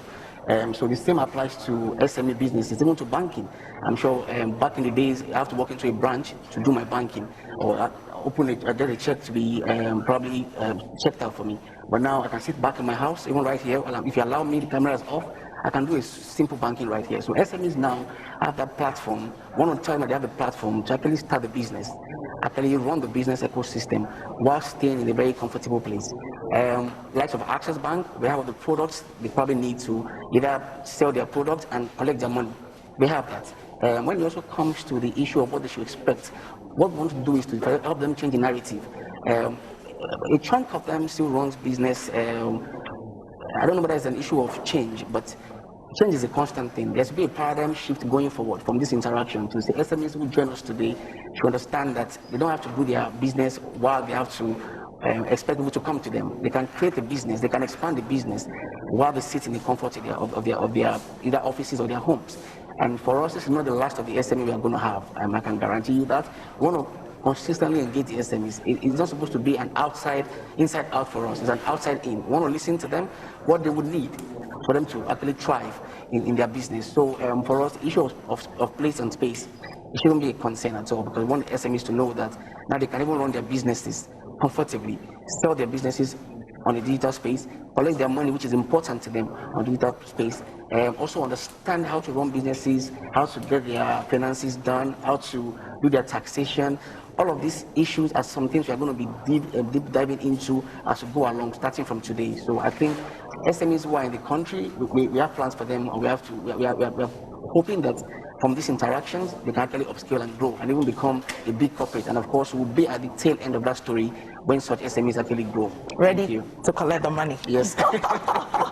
Now, whilst you were talking, one of the key things that came to my mind after reading a World Bank document in 2018, stating that one of the most difficult things in this country when it comes to really penetration, when you're looking at technology, is the infrastructure.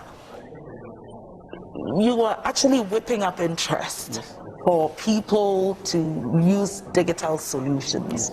But the issue is, are the infrastructure available for them to really use, so that someone sits in Punkuguyoyo, has very little access to internet? Well, I know that there's some rural work that has been done by the Ministry of Communication, but how does this become an impediment in your way whilst you're talking resilience in a digital world? I mean, also a very absolutely good question.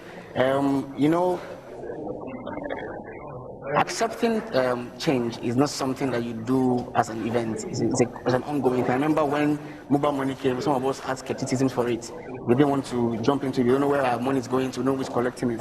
But now, when it comes to those who are the rural background, who actually also want to run SMEs, digital is not a far cry for them, because when we talk about even mobile money exchanges, it's also technology. Yes, it is. Somebody can actually send their goods to Accra from a rural environment through transportation. You can even get to order a ride to move your goods from wherever your company is in the rural location, and you get your money paid through a digital platform. You don't need to actually expect somebody to walk into your shop and put money in your hand. So this event is not supposed to be a one-off thing. It's a petition process retention. We have to talk about it consistently, because it's supposed to be a ground-up approach or even top-down approach, where if the big SMEs who are the known ones have accepted it, of course, they will trickle down to their ecosystem. Yeah. These SMEs have ecosystem. So, of course, if somebody starts it, somebody takes it up, and it becomes something more acceptable by the SME economy. And we believe that such an event we have created, and with graphic communication, pushing this communication down to the throat of SMEs in the rural environment, they will understand that the world has changed, and they understand that the way to survive now is through this technology drive. And the pandemic, of course, actually changed almost everybody's mindset. Almost every bank now, including Access Bank, have moved away directly, even in communicating their products to things of more digital background. So it's been a matter of a little while, I'm sure, even SMEs in Ghana, no matter how small, even the very micro one of them, or even the smaller scale of them, will understand the importance of digital, because without digital, of course, they might probably either lose out and not upscale. So, I mean, that answers. Thank you very much, Sharon. Thank you very much, Theophilus, for setting the tone for the discussion. We definitely will take a break. My name is Odile Ntamwa. Don't go away. We're taking a quick break. We definitely will be right back to give you the meat of what the discussion is going to be today.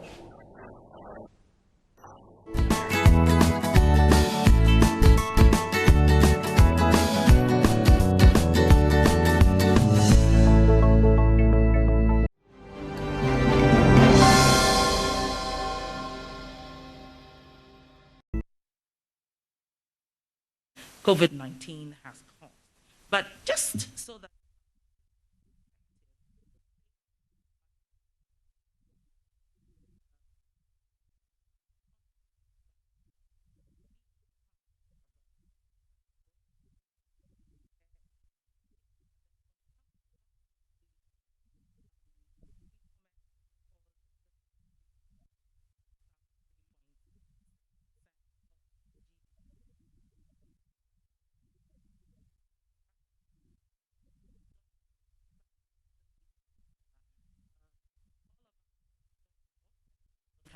what's currently become our life.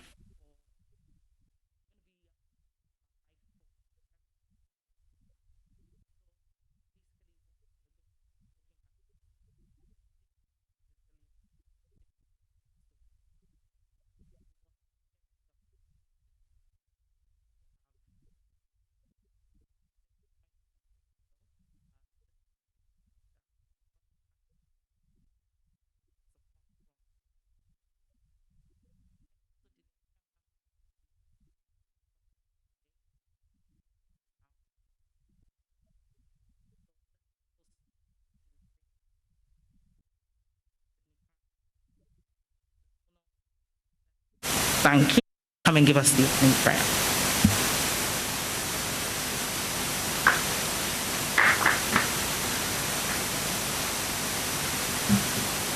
Good morning. Can I respectfully ask that we stand to our feet while we pray?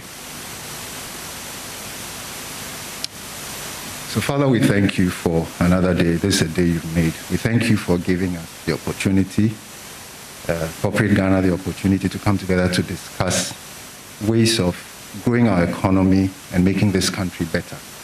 Thank you for Access Bank. Thank you for Graphic. Thank you for our customers. Thank you for our prospects. And we ask that, Lord, this morning's discussion would be filled with your wisdom and clarity. And at the end of the day, it would bode well for every one of us. We pray for our virtual audience. We also pray for clarity over the airwaves. And give us a good day at the end of it all. We thank you for answered prayer in Jesus' name. Amen. Thank you.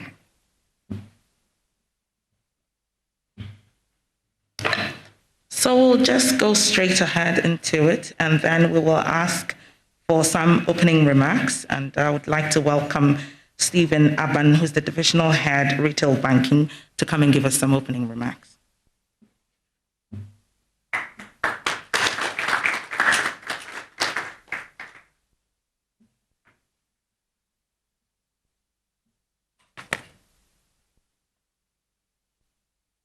Good morning, everybody.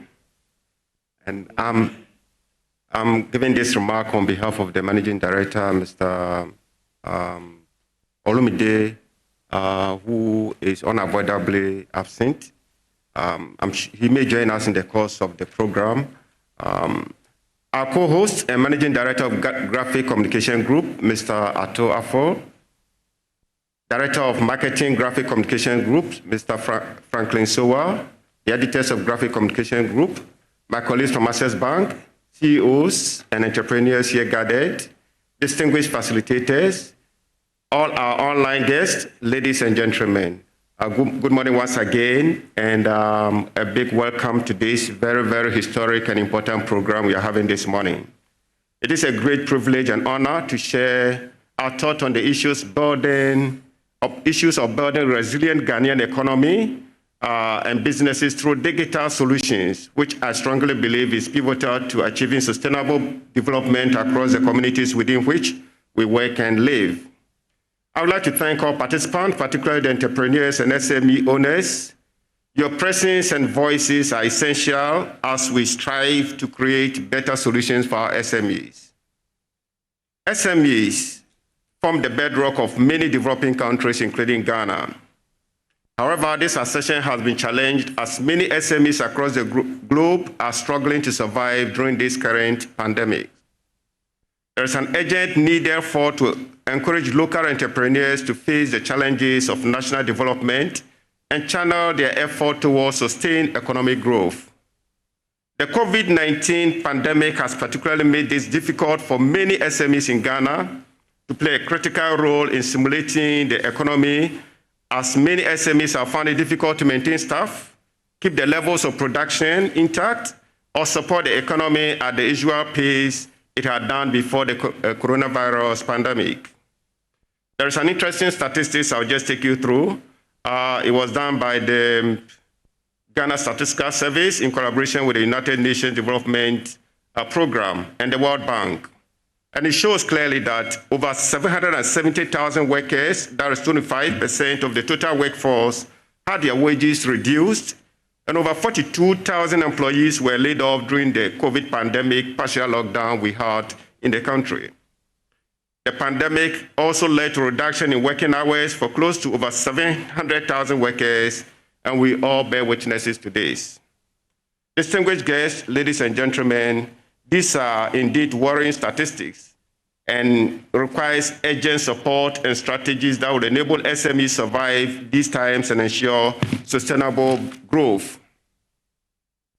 So how do we improve the viability of SMEs to upscale and stimulate the Ghanaian economy and the role digital tools and solutions can play in driving greater business stability and resilience? These are suggestions we can attempt to implement. Number one, we need to have the desire to adopt digital solutions. SMEs might be better prepared. Their digital potential, remaining marketing, in the marketing space are highly underexploited. Beyond some innovative startups and tech SMEs, there is a lot more potential that SMEs are lagging behind. SMEs are still less well connected to high-speed broadband with lesser scope to participate in the data-driven economy or to leverage cloud computing for extra storage and processing capacity. In over a decade of banking in Ghana, our work has shown that digitization offers tremendous opportunities to increase productivity and create jobs. The digital economy offers new opportunities for scaling up and reducing costs, including through the creation of new business models that can challenge existing ones. And SMEs are the first to stand to benefit. This applies in particular to new or younger firms that often start digital, but also to more traditional, established firms looking to go global and reach new markets through online activities. Number two, SMEs need user-friendly solutions for digital processes. There are thousands of tools on the market, but by no means are all of them useful, and even fewer are suitable for medium-scale businesses. Why? Because many SMEs have grown quite differently from startups, for example. It is therefore essential for the use of tools in companies that are absolutely user-friendly. In any solution, the respective tool should be mobile. The times when every step of the process was performed on a desk with fixed programs have passed away. Mobile solutions can be used on the go via smartphones and tablets, and even more importantly, by different employees at different locations. This criteria is why Access Bank's Access Pay solution has been well embraced by many SMEs, and my colleague Kafui will elaborate more on this in his presentation. In addition, it makes sense to use tried and tested tools. A number of services are now also available at a reasonable price. Numerous programs also enable complex processes such as project management can be used free of charge or for just a little fee. Distinguished invited guests, ladies and gentlemen, it is also important to remember that different firms face different challenges. For example, they all have different levels of high-speed broadband access and different levels of adoption of core digital tools. While we should all be looking to improve their rate of digitization, a tailored approach is the way forward. As we seek to emerge from the crisis, we have an opportunity to shape the country's economic recovery in a way that delivers sustainable, long-lasting, impactful change, and investing in small businesses and helping them achieve their full digital potential will ensure a stronger, future-proofed Ghana we're all seeking for. With increased demand and ready market through online activities, it is expected that businesses will be able to increase their output, attract the needed funds to expand, and upgrade the quality of their services to be acquired taste that we all used to. I believe that we have an exciting opportunity to build on the growing momentum occasioned by the pandemic. Let us take advantage of this and many more of the SME clinics that we'll be having in subsequent days ahead to engage in more productive and fruitful deliberation that will lead us to the economic prosperity we all desire. I wish you a very good deliberation, and at the end of it all, we believe that we'll have the right solutions that will take us to the next level. Thank you very much for your attention.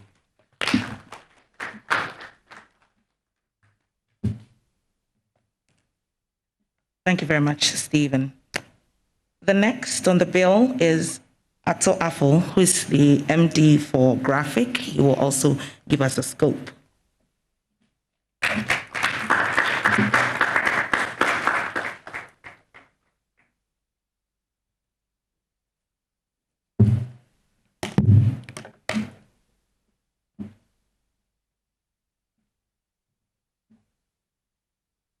The Managing Director of Access Bank, Mr. Olumide Olatunji, our expert panelist, the editor, graphic business, distinguished participants,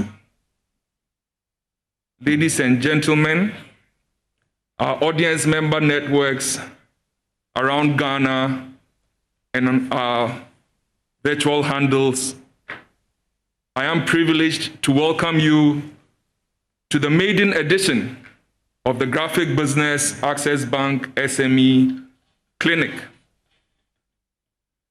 The SME Clinic is a creation of the graphic business in partnership with Access Bank to offer a platform for informed discussion of issues affecting the growth and development of the SME sector of the Ghanaian economy. It may be asked whether this is an exercise worth our energies. My answer is a straight yes. SMEs are a very critical sector of all economies around the world, and Ghana is not an exception. In situating this conversation, we take a look at one of the big reference points for labor around the world. The International Labour Organization, ILO, website has an article by two of their officials who specialize in small enterprises. And they produced a thought-provoking piece on the title, Is Small Still Beautiful? And there's a quote I'd want to share with you.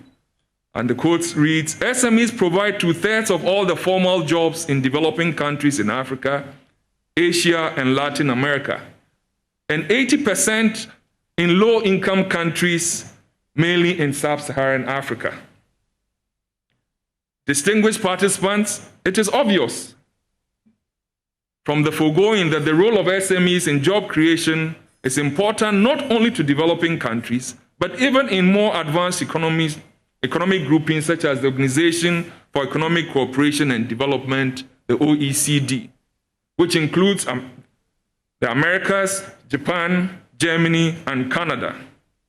In a document on its site, the OECD estimates that SMEs are the source of 60 to 70% of the jobs in most of its member countries, and particularly accounts in large measure for new jobs even in America and the Netherlands.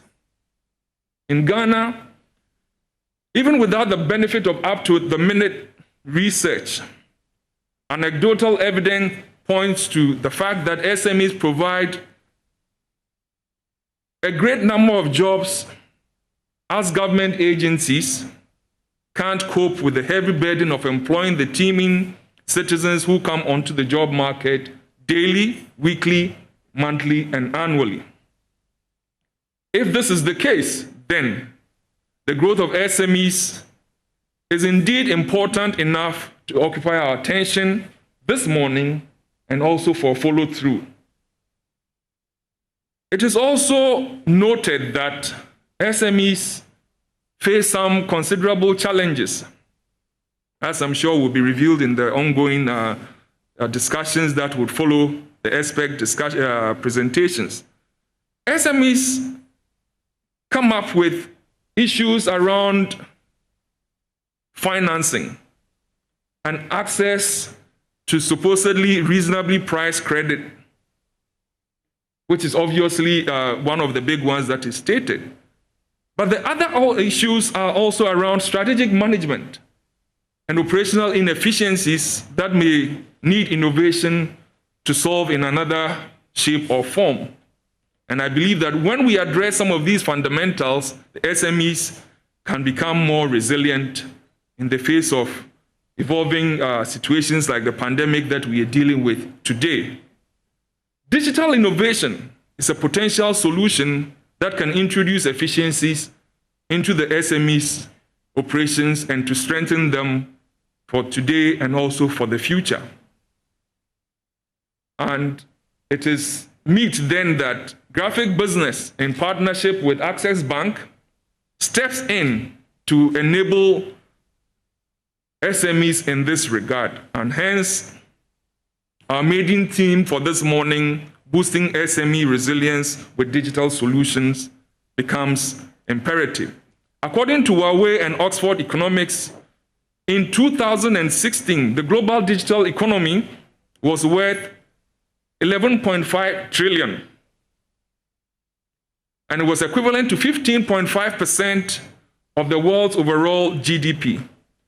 It is estimated that, or it is expected to reach 25% in less than a decade, quickly outpacing the growth of the overall economy. Now, our big question is, how can SMEs in Ghana tap into this economy for growth? This huge digital economy, as it's evolving, has a place for us. And I believe that, ladies and gentlemen, it is that answer that our expert panelists would help us to find. And I am confident in their expertise, and I have no doubt that they will fulfill our expectation with the informative content, well-grounded and pragmatic ideas inspired from Africa, honed in Ghana, and tested in markets the world over. On this note, I welcome you, and I wish you all a pleasant and an enlightening morning. Thank you very much.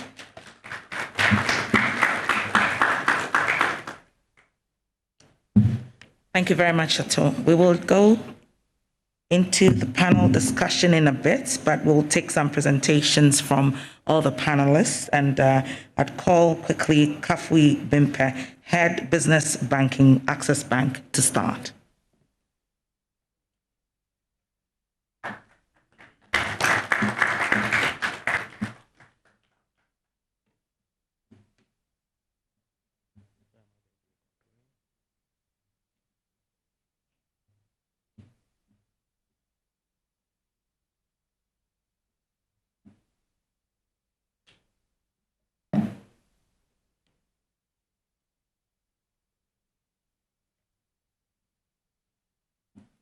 All right. Good morning, all present here, and those of you who are on our virtual platforms listening to me. I'll be taking a few presentations, and I'll start by looking at, can you please move it? I'll start by looking at the importance of SMEs to the economy of Ghana. We know SMEs, but this will be my outline. I'll give, okay, so now giving you some insight into what SMEs do.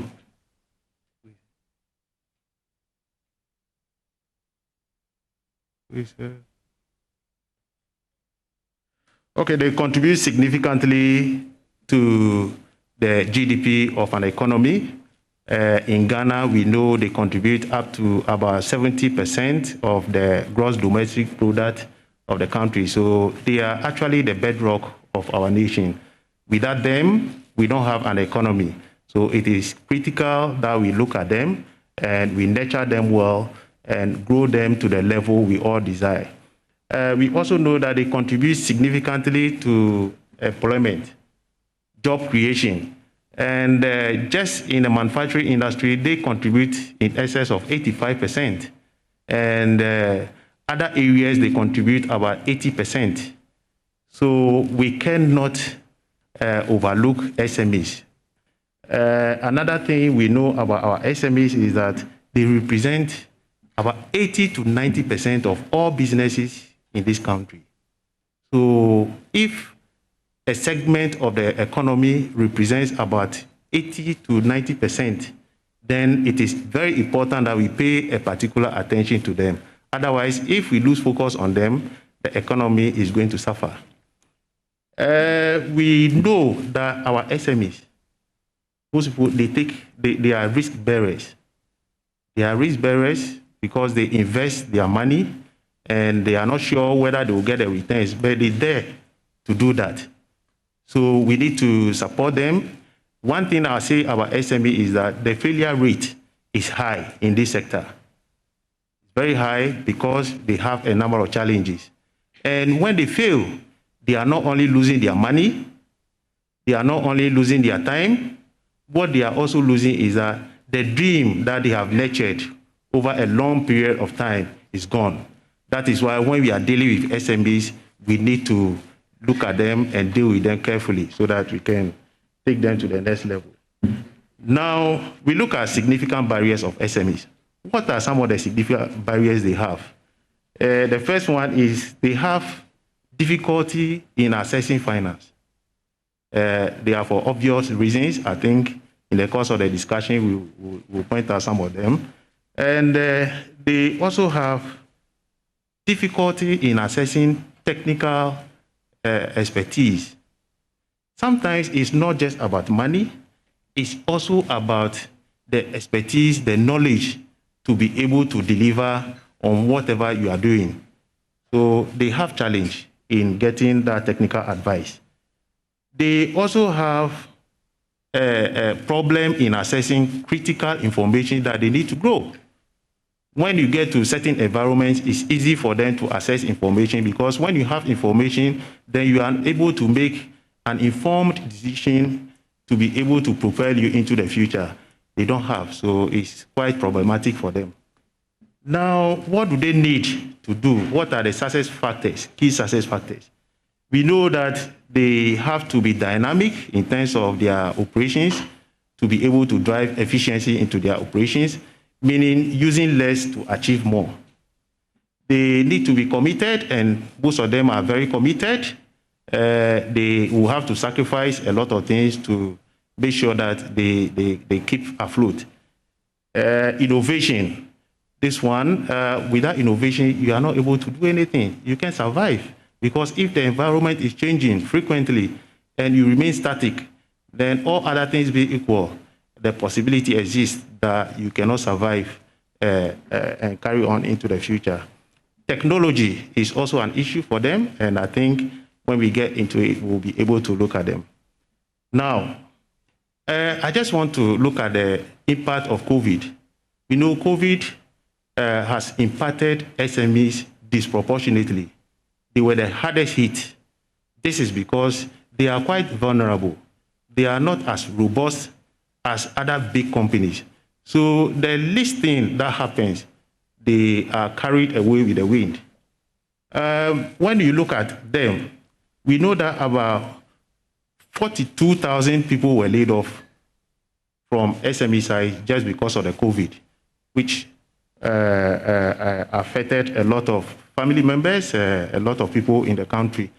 Now, we also know that their revenue, that's their sale, also declined by about 115 million. That's the average one. So you can just imagine, this research was done by Ghana Statistical Service, and they just use a smaller sample. So if we want to extrapolate and look at the real impact, then it is more significant than what we see. Now, another impact of this COVID is that consumer behavior has changed significantly. No doubt, consumer behavior has changed. Now, people have moved from the traditional ways of doing things to different ways of doing things. They've moved digital. A lot of people will not like to go to shops to buy products. A lot of people will not even like to come to some offices to engage the services of certain professionals. Most of the things are happening online.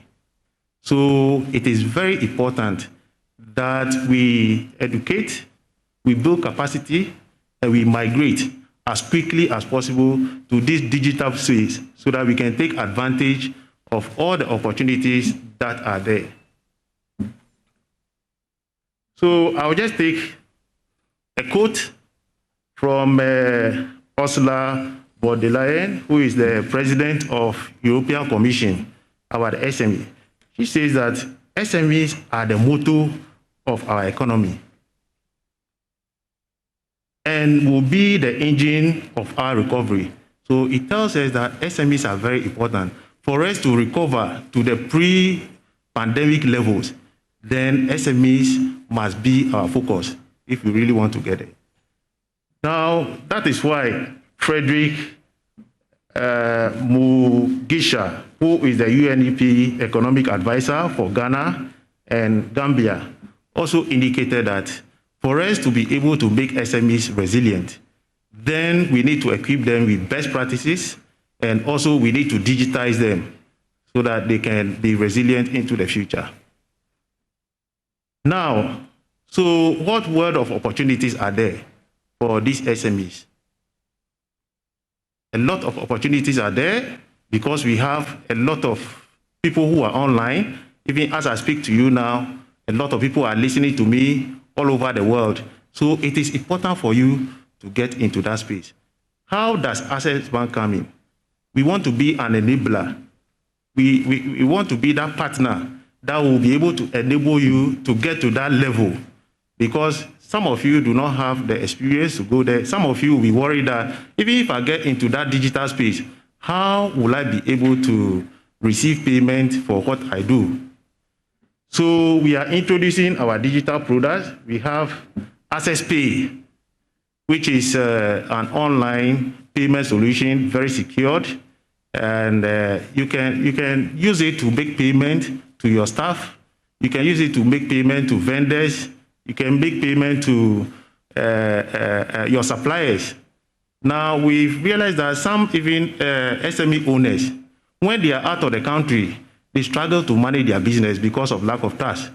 Most of them, they will have to share their businesses because they don't know how monies will be spent.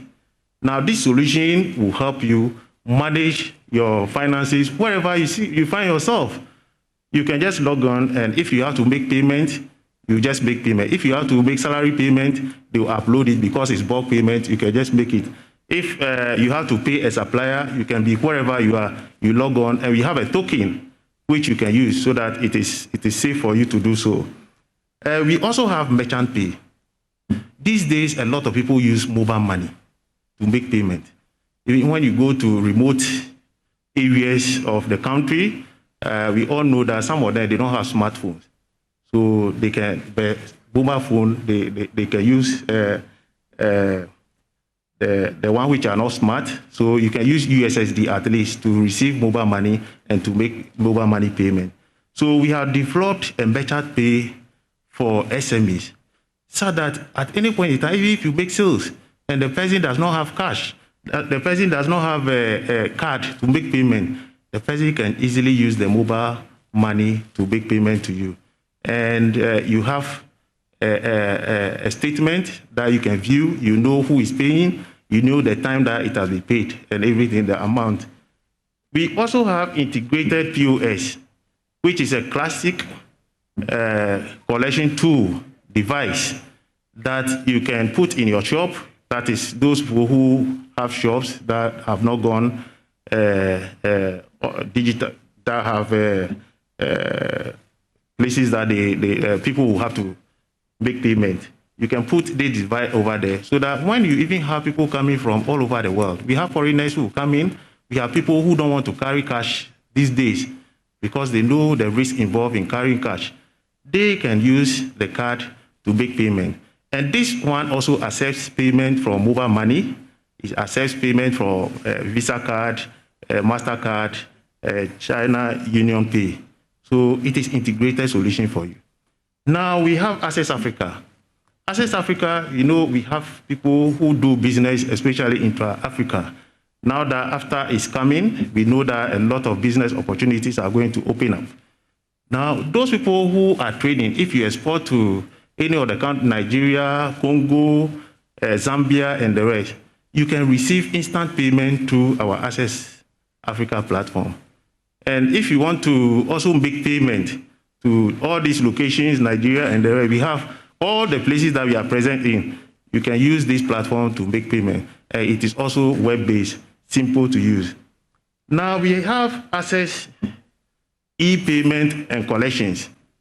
This Access e-payment and collection is a payment gateway that we can deploy on your website so that whatever service you render, anybody who wants to make payment will pay through that one. And it can accept mobile money as well as all cash that you can think of. Now we have mobile Access Mobile, which is a mobile app that you can access all our banking services on. Whatever transaction you want to carry out, you'll be able to carry. And Ghana QR code is also another form. Now it's popular. We just sign you onto it. We give you a unique ID, and anytime people want to make payment through mobile money, through card, and other environment, you'll be able to receive payment. We also have cards, a number of cards we issue. We have credit card, we have debit card, we have prepaid card. Prepaid card is just like cash in your wallet. You don't need to be a customer, but you can have it, and when you are traveling, it is easy for you to use, and it's very reliable. So these are the digital offerings we have for SME customers. You can get to us so that we can discuss further. Now, beyond this, we have other solutions, which is Empower. We know that the cost of doing business with banks is quite expensive. So what have we done? We have dedicated a type of account class called Empower account to our SMEs. What it does is, anytime you conduct banking transactions, you are not charged anything, COT free. So that is our only way to say that we know your margins are thin. We don't want to overburden you with charges. So you can open Empower account and you are able to do all your transactions through it free of charge. We also have instant business loan for SME customers. We know they have some homogeneous characteristics, even though they are unique. Each of them is unique. So we have a loan up to 100,000 that we can use to support your working capital so that you'll be able to take care of your short-term needs. We have payday loan. We know that sometimes your staff will be in need of money when the month is still halfway through. So this one, they can just access it using USSD, and they dial *901#11, *901*11#, and they will be able to access the loan so that they will pay at the end of the month when salaries are paid. This will take away that cognitive load of you trying to advance some money to them in the middle of the month. So that helps you protect your cash and take care of your cash. Now, we also have trade products and investment products that we can have discussion on. The next one is, we are not only doing banking, we want to also give you beyond banking. So what do we have?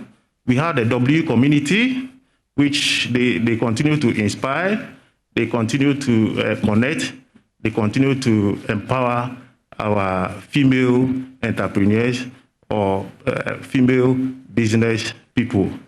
So we have a lot of knowledge base over there. We have people who, they organize a lot of seminars, they organize breakfast meetings, they try to connect you to the right people so that you'll be successful. We also have bank advisory service. You can go onto our website, and because we know that some SMEs is not about money, they need some advice to be able to navigate their way through challenges they have. So we are going to provide you with financial literacy. We are going to look at business registration, tax issues, and other issues that will come. So you are free to go to our website and you can apply. Now, we also have bank assurance products. In life is full of risks. Some of them you can manage yourself, you'll be able to contain. There are some that you cannot contain.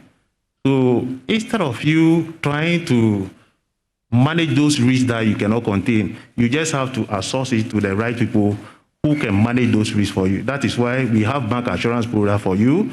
We have motor insurance, we have workmen's compensation insurance, we have shop owners insurance, we even have goods in transit, so that if your goods are in transit and they get damaged or stolen, you will still be indemnified. So these are the type of products we have for our SMEs, and we are telling you that we'll be with you throughout your journey to growth, and we'll continue to support you. So count on us as a bank. We'll be able to support you wherever you go. Thank you.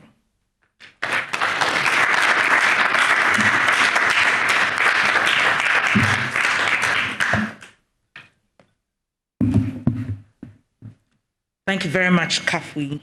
One of the key things you mentioned that caught my eye was the issue relating to education and the fact that if we have built enough education, capacity will be built and then we can migrate the technology.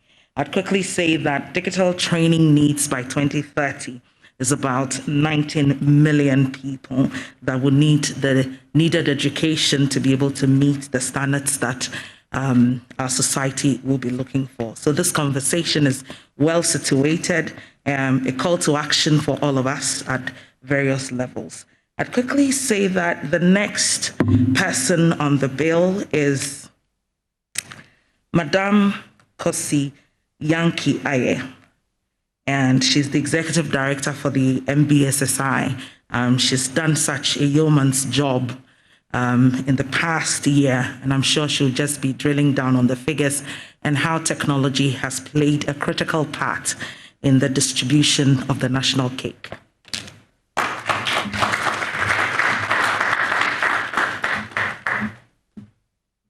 Good morning, everyone. I need energy to talk. So good morning, everyone. Good morning. Thank you. So I guess today I didn't come with a presentation for two reasons. One, because the last time I gave a presentation, 90% were on their phone, so they never looked at the screen. Right? Yes. And then today I want to speak to you, so you don't have a choice but to look at me as we talk about the issues that really impact our community and our society. But before I go ahead, I would also like to tell Access Bank and Graphic that my other name is Olivia Twist. So I'm asking that the next time you have a program, you put GEA as part of your partners, because we are the umbrella body and the apex body to support MSMEs in Ghana. So I know that it has been accepted, and I'm very grateful and thankful. The other thing I also noticed was that I'm the only one without an iPad or a phone to speak on. So digitization, charity begins at home. So starting from tomorrow, I'll start speaking with my iPad or my phone. So thank you for introducing me to digitization. But I also want to start with a quote. And the quote is from one of the lecturers in one of my schools that I attended. And his name is George Westerman, MIT Sloan Initiative on Digital Economy. And he says that for MSMEs, but I thought it was really apt for today's conversation for a lot of different reasons. We are all learning what digitization is as an economy. We're all learning as businesses. And really, we all want to be butterflies to be able to fly. And to be able to fly, you equate that to resilience. If you're not resilient as a caterpillar, you can't even transform into a butterfly. And so as much as possible, I thought that this quote was very, very apt. Today's conversation really is around the theme of boosting SME resilience with digital solutions. And when I was told about the topic and the theme, I was thinking, what really comes to mind when we think about resilience? And resilience for me, and for some people, is about strength, it's about sustainability, it's about the future, it's about standing firm even through the challenges of life and making sure that you survive at the end of the day. The other one was the digital solutions. what are the solutions that exist? And why is it so important to have digital solutions to strengthen the SMEs in this nation, taking Ghana into context? So then you look further into what SME resilience is, and for us at NBSSI, now Ghana Enterprises Agency, it's really focused on three things. How do we sustain what we have or get to build our business? How do we sell whatever it is that we have? And what is the underlying thing that cuts through all of it? So we're looking at access, when you're looking at the manufacturing sector, access to raw materials. When you're looking at access to markets, you're looking at access to finance. So really, these are three of the main and the major pillars that we look about or think about when we're talking about SME resilience. Now, what are those digital solutions? When I took over at NBSSI at that time, 4 years ago, the talk of digitization was one that we didn't talk about. It was something that we only heard about, something we wished and hoped for, but how do we work on it? Because it was also two-phased. One, institutional strengthening.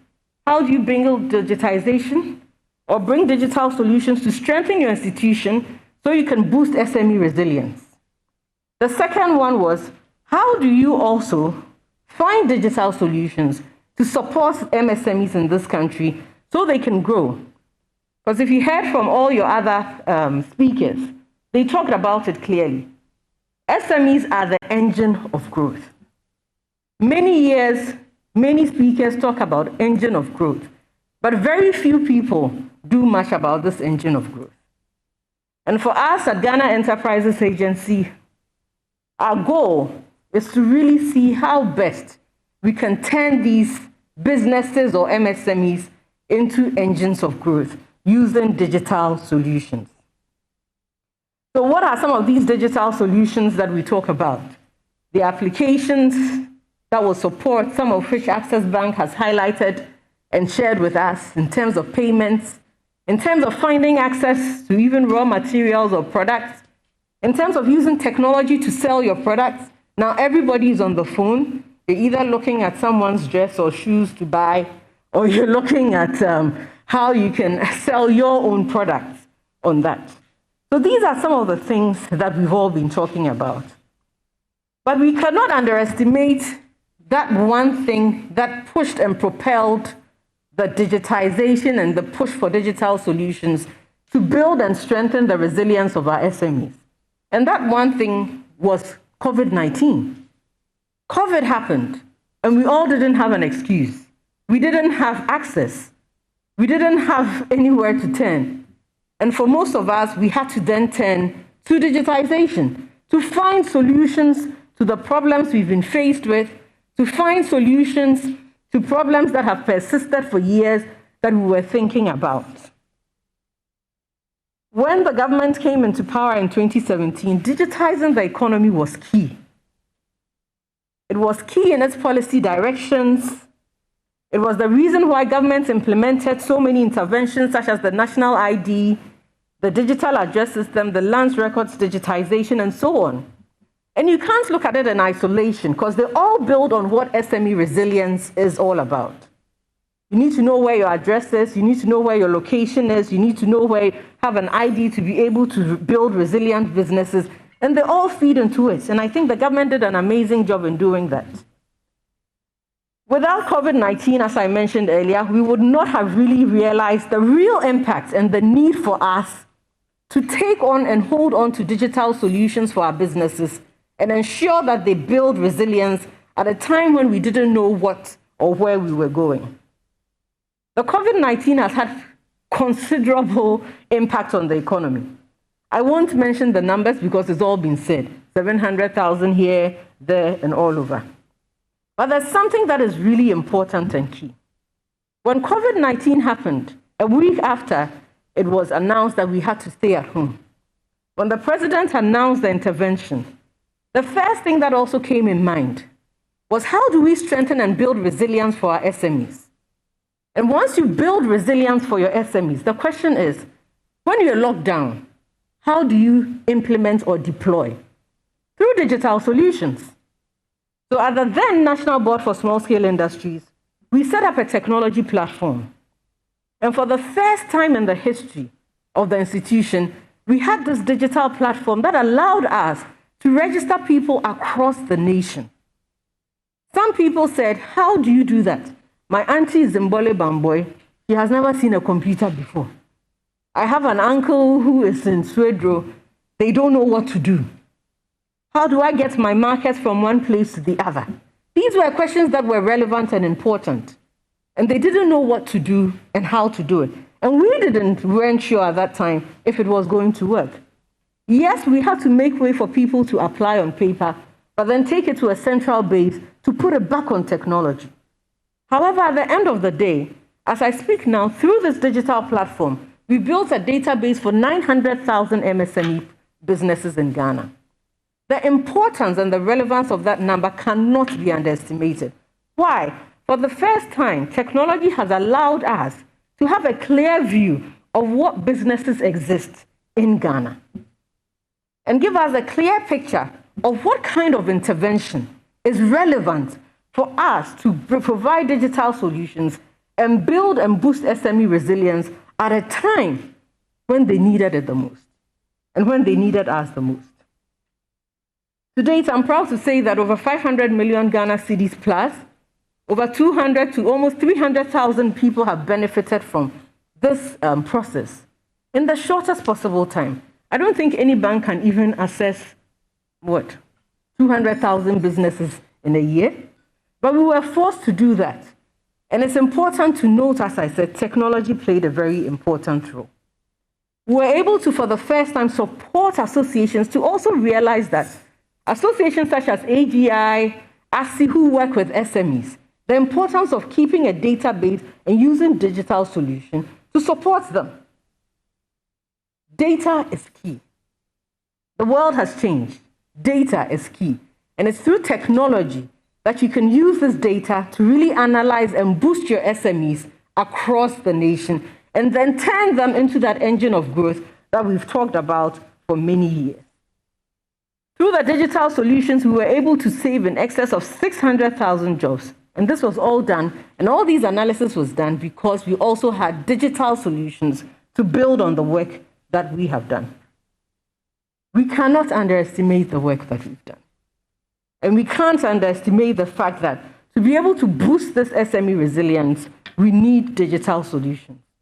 We did not end there with a technology platform. We realized that for our SMEs to be able to survive and work, we needed to collaborate and work with partners to provide them access to these digital solutions that would also build their businesses and support us in what we wanted to do, build the MSME's engine for growth for this nation. So through our partnership with the MasterCard Foundation, we've implemented so many other programs. Now, NBSSI is known for only giving access to finance. But our work really, the crux of our work is business development support. And business development support today is hinged on digital solutions. Providing platforms where businesses can learn and build their businesses and build their capacity and that of their staff, that is where we're moving to. That builds resilience. Providing solutions through our MasterCard Foundation, yes, providing access to finance. Through our Nkosua Fund, previously our Domain and Idasua funds, more than ever before, to ensure that at the end of the day, the SME's resilience is boosted. We can't underestimate that. Most importantly is our partnership with GIZ quite recently, where we decided that, yes, people produce what's next. And the easiest and the best foundation to build that SME resilience is through a digital platform to be able to access markets they've never accessed before, locally, internationally, regionally. Now there's AFTAC, there's so many other programs. So in partnership with GIZ, we're piloting a program to digitize up to 500 growth-oriented SMEs in this nation. And in turn, hope that will turn into job creation. Our focus is simply to keep these businesses alive and strengthen their resilience during COVID. So what are the solutions? some of which Access Bank has mentioned, in terms of access to finance, in terms of access to tools to be able to sell, in terms of access to tools that would help them develop their own social media presence, build their websites, to be able to sell online in ways and in markets that they've never seen before. That is how you build resilience. That is how we support our SMEs. There's so much more we're doing in partnership with other institutions to be able to reach the unbanked, to be able to give them access to a platform to sell their products and use that as a form to understand their patterns of creditworthiness so we can give them access to more funding and build their business. This is the new normal. The digital solutions are the new normal. And the National Board for Small-Scale Industries, now Ghana Enterprises Agency, is here and is really focused on ensuring that the talk of MSMEs as engines for growth is just not another conversation, but really something that can be implemented, that can impact the way we do business in Ghana, around the region, and outside Ghana and internationally. That is the new normal. So thank you very much, and I hope we continue the conversation.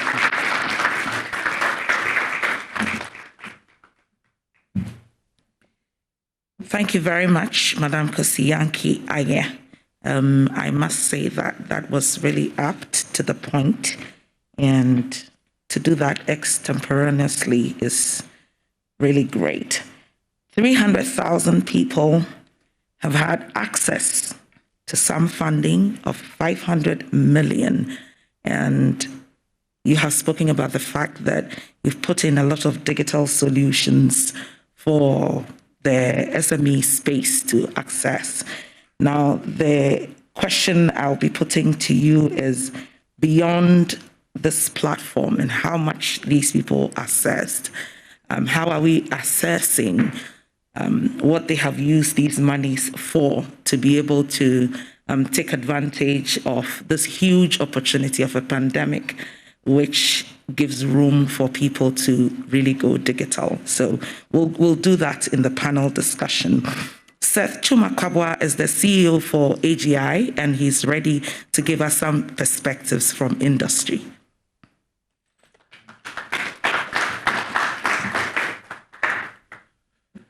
Thank you very much, and let me commend Graphic Corporation for the initiative. I know we've been doing this breakfast meeting for so long, but it always appears to be a very high-level one, issues on advocacy and finance and so on and so forth. But today I'm happy that you are actually bringing it down to our SMEs, because our SMEs are so important. And let me also commend Access Bank for partnering you on this. We are happy to see our banks supporting the development of SMEs. And therefore, when we see this kind of partnerships, we always appreciate it.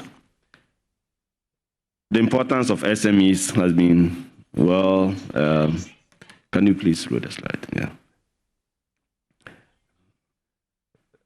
It's all known to us. Over 85% of businesses that are registered in Ghana are SMEs. Indeed, even the so-called big companies elsewhere in other jurisdictions, at best they can be considered medium. We really don't have the big giants here. I've been in meetings where we're discussing about the size of businesses. And then we noticed that in Ghana, we're actually an SME country. We are largely SME. Most of our business are SMEs. And therefore, every effort at developing them is critical. But I think for definition purposes, MBSSI has its own definition. We still are able to segregate them into the different categories. And here we're talking more of the very small enterprises and then the relatively medium. The very big ones that we consider as big, as I said, they are SMEs elsewhere. In terms of workforce, it's also mentioned here a couple of times already. I won't spend too much time on that. A lot of our people are employed by the SMEs, the people in the markets, those on the roadside, those producing small items, those producing food items, all over. They are largely SMEs, and they contribute about 70% to the GDP, and therefore they are very critical to us. Challenges is also known to us, a lot of challenges that they are always confronted with. I'm happy the banks are talking to us today. Access to finance, especially to the SMEs, is always a challenge. Some of the banks have SME products, but normally when you go into it, it's not really necessarily for SMEs. It's because the size of the fund or the money they are giving is small. That is not an SME product. So we really need to look at it. I know they've been making a lot of effort to support the SMEs, but we need to be able to find out and calculate what percentage of their portfolio is really going to the SMEs. I think we need to do that analysis. And you cannot blame the banks entirely because they have requirements. And most of the SMEs are not able to meet these requirements, the collateral requirements, the equity level, and so many things that they ask for, which may not necessarily be provided by the by the SMEs. That makes them it makes it difficult for them to access finance from the bank. They are also considered the highly risk category. So when it comes to bank applications, they are well scrutinized. But I believe that those who are also well organized still get access to finance. So the challenge to us as SMEs is that how do we get organized to the level where the banks will accept us? I think that's the challenge that as SMEs we need to be confronted with and work towards that. And digitization could help a great deal in doing so. Other challenges we have: access to high cost of electricity, large firms competing with us. Sometimes you have imports of volumes of products that are coming into the market, and you are an SME sitting small in a corner somewhere. The volumes that are coming, and normally when you produce on large scale, you're able to reduce cost of production, and therefore cost per unit also comes down. Price comes down, and then you have good market share. For the SMEs, they produce in small quantities, and their cost and their overheads are high. So how do they compete? And that is always a challenge. And these are some of the challenges that we have. Because they lack access to finance, they are also unable to invest very much into technology, which is the subject of discussion today. What do we do to ensure that we have SMEs investing in technology that propels them to become competitive in the market? Next slide, please. So we are also discussing this in the context of the COVID, and our analysis showed that indeed we have the AGI Business Barometer report, which we do quarterly, and the report we did in the second quarter, third quarter, also showed about 80% of businesses were indeed affected by the COVID situation, and our SMEs were not spared at all. Those into manufacturing, those into beverage were all affected. Remember, even after the lockdown, a lot of the normal businesses were not working as such. The conferences were not taking place, the big funerals, the events. So our catering sector was really affected. The hospitality, the restaurant, they were all affected. Travel and tours. So most of these companies were affected, even in the agriculture sector. Even though last year, whilst we were having a decline in all the sectors, agri did well, but we still had serious problems in the agriculture sector of our SMEs.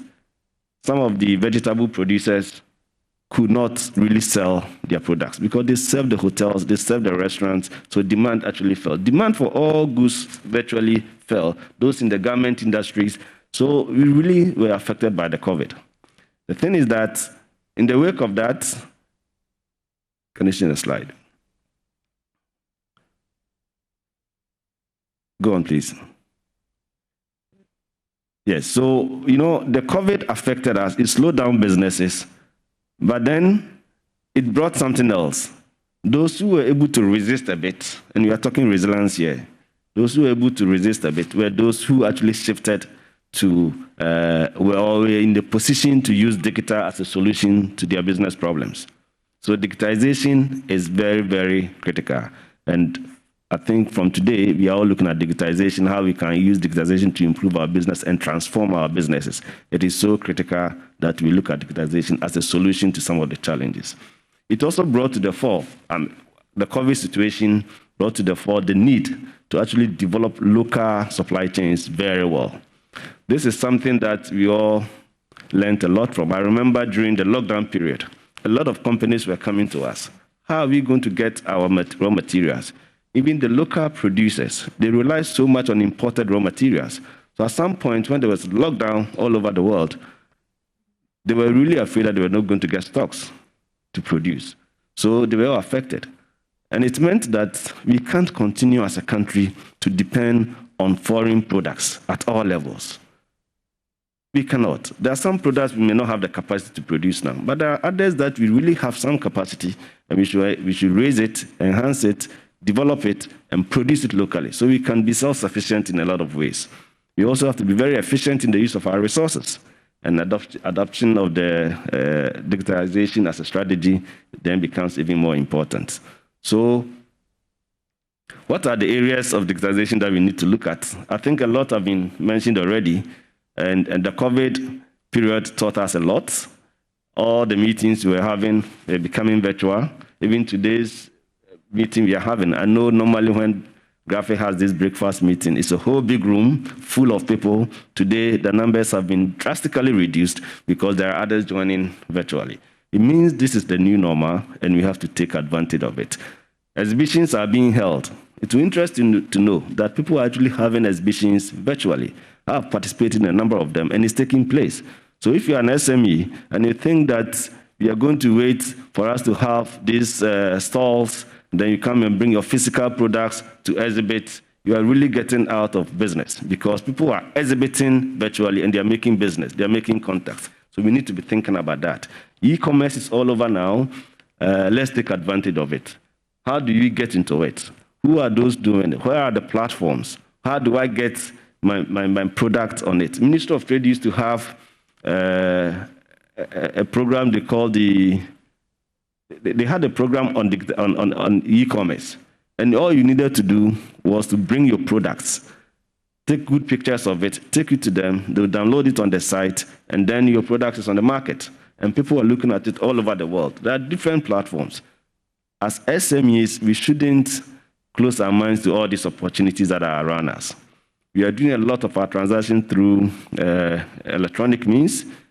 Our banker talked so much about it, and we should be able to take advantage of it. Security systems and everything that we are using to monitor our businesses, it is becoming digital. I know some of our members who have fleet of vehicles, and they are using digital means to monitor the drivers. Wherever they are, whatever location they are, they're able to monitor and know. So you can't come and be giving excuses. I traveled here, I spent this number of hours, this number of days, and take all kinds of money and spend all kinds of money. So digitization is becoming critical in the way we do things. I think the question would be, AGI, what are you also doing? We have also come up with a digital solution, and we'll be working very closely with MBSSI to roll this out very soon. And it is a very simple SME tool, but it's such a very, very big solution to a lot of the problems we have in managing our businesses. It enables us to generate our financials.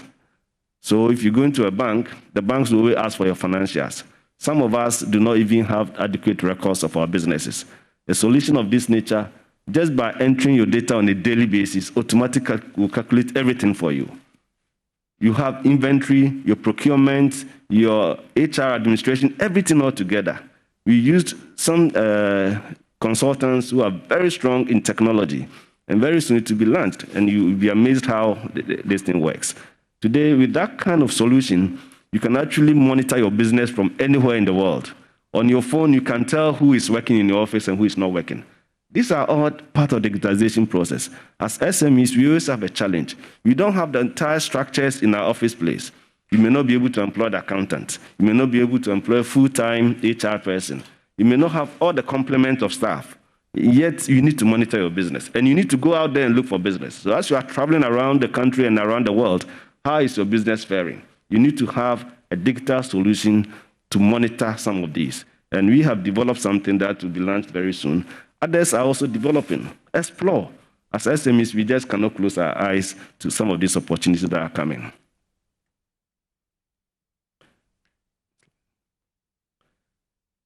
So you need to have knowledge. If you want to go digital, you really need to have knowledge. And I think it is very important that we get trained in a lot of the areas that we are talking about. And the training is not just for you as the entrepreneur, it's also for your staff. Make sure that you have staff who are also well trained in some of these areas. The beauty of it is that sometimes you don't need to have the full complement of staff to do things. you can actually make use of resource persons, consultants, and development people who can come in, develop a solution for you, and go away. Let's explore those opportunities. You don't need to have so much money to go digital. That is sometimes the misconception we have. And we think that for us, we don't have the money. There's nothing about money. It's about business solution and making progress in your business. So you need to also invest a bit. Not so much money, but a little investment. At least, even if on your phone, there are opportunities that you can use. Technology people will tell us. If you have even WhatsApp groupings, it's a marketing tool. Everything you do on phone, on computer, basic computer, you may have to be able to acquire it. You have to join networks as well. Within AGR, for example, we have about 23 different sectors. Each of these sectors have their own groupings. Each of the groupings, we are creating WhatsApp groups, network groups. You can make use of this platform to market your products. So you don't just stay in your corner and think that you can do business and do it to the very best of your ability and make all the money. You cannot. It is very important that we join networks. Let's be part of the system. Don't let us stay away. So those of you who came here and those of you who have tuned in and listening, I think it's a good platform for you to get knowledge that there are opportunities out there that you can indeed explore. I think that in doing this, as an advocate, we also look at issues that government also has a role to play. And I think that we need to really partner government and work towards reducing the cost of data. I think cost of data in this country is too expensive. I think it is something that has to be explored and looked at. Because when you go elsewhere, data is not that expensive. Why it is so expensive in Ghana, I think the technology will be able to tell us. But I think that there's a lot of room in reducing our cost of data. And the idea is that when we do so, people will then be able to do business using digital platforms, using the WhatsApp. And we must be able to have all this in the villages. I know that there is some tax imposed or levy, talk tax or something, and it's being used to develop the infrastructure for spreading internet across the country. We need to fast track it because otherwise we'll be left behind as a country. Every country is going digital. So it has become a matter of necessity and we have no choice than to get involved. Then, in addition, in partnership with government, whilst we are going digital, security is critical, especially when we are using platforms for payment and all that. So we need to regulate the e-commerce business and have appropriate security. I think government has a key role to play. Today, we have the CFTA. CFTA has become so important, and we are asking ourselves, as a small business, how can I participate? Indeed, through digitization, you can also be part of this CFTA arrangement. Sometimes people think that for me to export, I must go to Kenya, Nigeria, or wherever, and go and look for market, and then secure it, have an agreement, come and produce and export. It doesn't always happen like that. And for a small enterprise, you may have a difficulty doing so. But through digitization, you can export. You can also do this through what we call aggregation. You can have a major player who buys the products from different small enterprises. And then he, because it's a big company, he's able to export on your behalf. But in doing so, he needs to apply technology. And if you are not part of the arrangement, you don't have basic technology level, you cannot participate. So you have a difficulty participating in the CFTA if you're a small enterprise, if you are not thinking digitization at all. I remember when NBSSS rolled out the CAF fund, and AGI was very much involved. We were asking our members to apply, and they were doing everything through the net. The struggle they went through, we had to use our offices across the region for them to come to the office and be supported to do that simple application. If you had not done that, a lot of them could not have applied because they were using digital platforms. They're using digital means. So if you don't want to lose business, then you must be part of the new normal that is going on, and you really have to be actively participant of it. As I said, business networking is key, and in all this, I believe that we should be able to participate actively if you go on digital. So thank you very much, and we'll wait for your questions.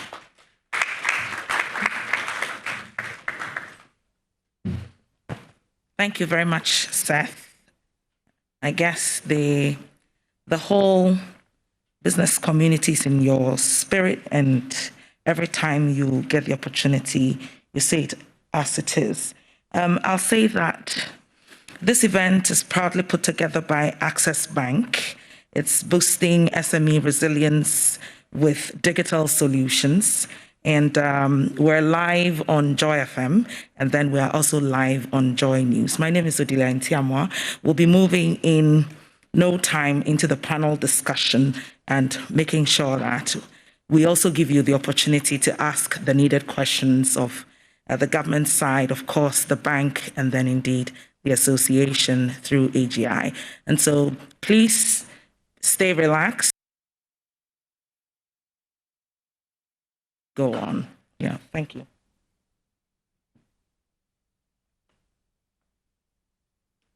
Okay. Hello?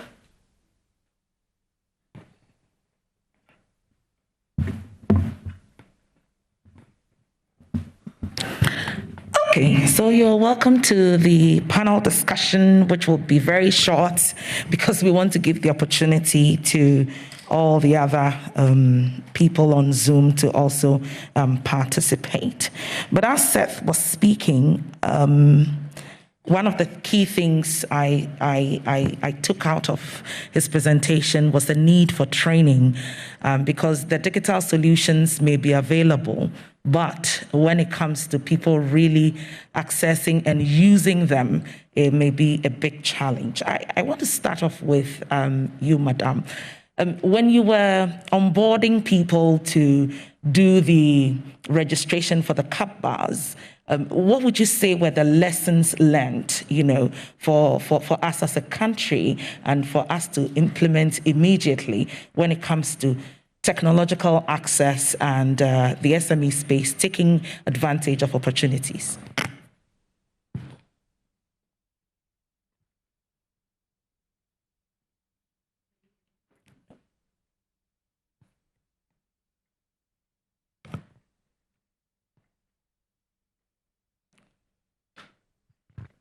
Thank you very much. I think that we learned a lot of lessons, really, especially when you look at the technology platform and the technology environment. The first thing was that the network is not as spread out as we think it is. And it's even easy for us to do that assessment. On your way from Accra to Koforidua, when you get to Ebri, you don't have reception. So how do you even expect people within Ebri to be able to apply online and have a technology or a network that would be consistent? So it's one of the challenges that we noticed, which was the access to the network. Two was also the platform itself, because people expected simple questions to be able to assess the funding. But we realized that we could actually use the technology to be able to pull more information and to be able to do the assessment before the funds were even given out. And for a lot of people, they saw it as asking too many questions, but it was a way for us to be able to get the best information to make more and more informed decisions. The other one was when we designed the platform initially, the goal was for people to just use their phones to be able to provide information and end there by having a USSD code. I didn't know about that until we started building the platform. But we realized the USSD code in itself could not provide us with enough information to make informed decisions. So that then ended up having two sides to the implementation, which was one, people doing the first part of the registration on the phone, and then the second part on a computer, right? And so if people didn't, the goal of using the USSD was to allow traders and markets who had phones, even if it was a Momo, even if it was a Yam phone, whatever phone, to be able to do it. But then the challenge was we couldn't put enough questions on a USSD code. So that's some of the, limiting factors to having technology as well. You have to use different types depending, and it also limits certain subset of the community who you also really want to support. So we have to find new ways to support them and bring them on board as well. Yeah.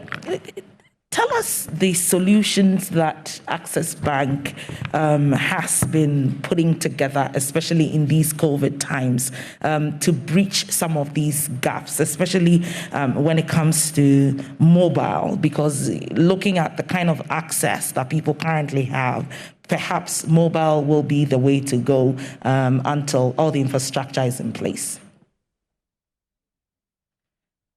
That's to you, Kafui. All right, thank you very much. Okay, indeed, that's the way to go, because most people these days, they have the preference to use mobile money than any other platform. So if you go to most typical villages, they don't have access to internet, so mobile is the way to go. So what we have done essentially is to integrate mobile money into all our payment platforms. That is the reason why we have mobile money on POS. Previously, you will not use mobile money on POS. You only use cards. So you can now access it on POS. And then merchant pay, people who want to make payment, because you have a unique ID. If you want to make payment, it's just a matter of calling that unique ID. That is the merchant that you want to pay. So you can easily make that payment through them. And it is cheap, it is fast, it is safe. Now, it is not good for merchants or business people to lose business. Maybe someone comes to your shop to buy something and the person is not able to make payment. The person is not able to take the thing just because you don't have the means of collecting some form of money that the person is paying. So that is the essence of developing this product, so that it gives people flexibility at any point in time they can. So if they come to you, you'll be able to initiate and then they accept it and make payment for it. So it is the way to go in a country until we also get internet to every location, until we are able to develop to the stage where other forms of payments can also be used. But indeed now, that is a way to go. Anyway. Yeah, Seth, you were speaking about issues relating to education and the need for members and, of course, Ghanaians on the whole to get some serious education, looking at the fact that we are not going back. From the perspective of the AGI, how or what have you been up to since the first announcement on the 12th up till now, and then going forward? Thank you very much. Education is key, as I said, and you are reiterating. I think people who get involved get the opportunity to be educated, get more knowledge, and then they get business in the process. For us as AGI, we have a big network. We have 23 different sectors. We are across the country. We are in all the regions, not the current definition, the previous one. So we are quite widespread, and we organize training programs all over the country. We are currently doing some of them with the NBSSI MasterCard. We've gone to all the regions organizing training, and a key part of it is digital education. We are telling our small enterprises that you cannot do business as usual. The world is changing. You may be here in your own corner. When it came to the CFTA, for example, people are thinking exports. But you also have to think about your own market. Products will come and compete with you in your market because it's coming duty-free, quota-free. So you cannot do business as usual. You really need to get involved. And we have been doing a lot in the area of education, train our people in the area of digitization, and then also through the networks, we are creating platforms that is enabling them to get connected and work on digital areas to support their business development. The last time I spoke with you, Kosi, you were speaking about the fact that over 800,000 people registered through the CAPAS process.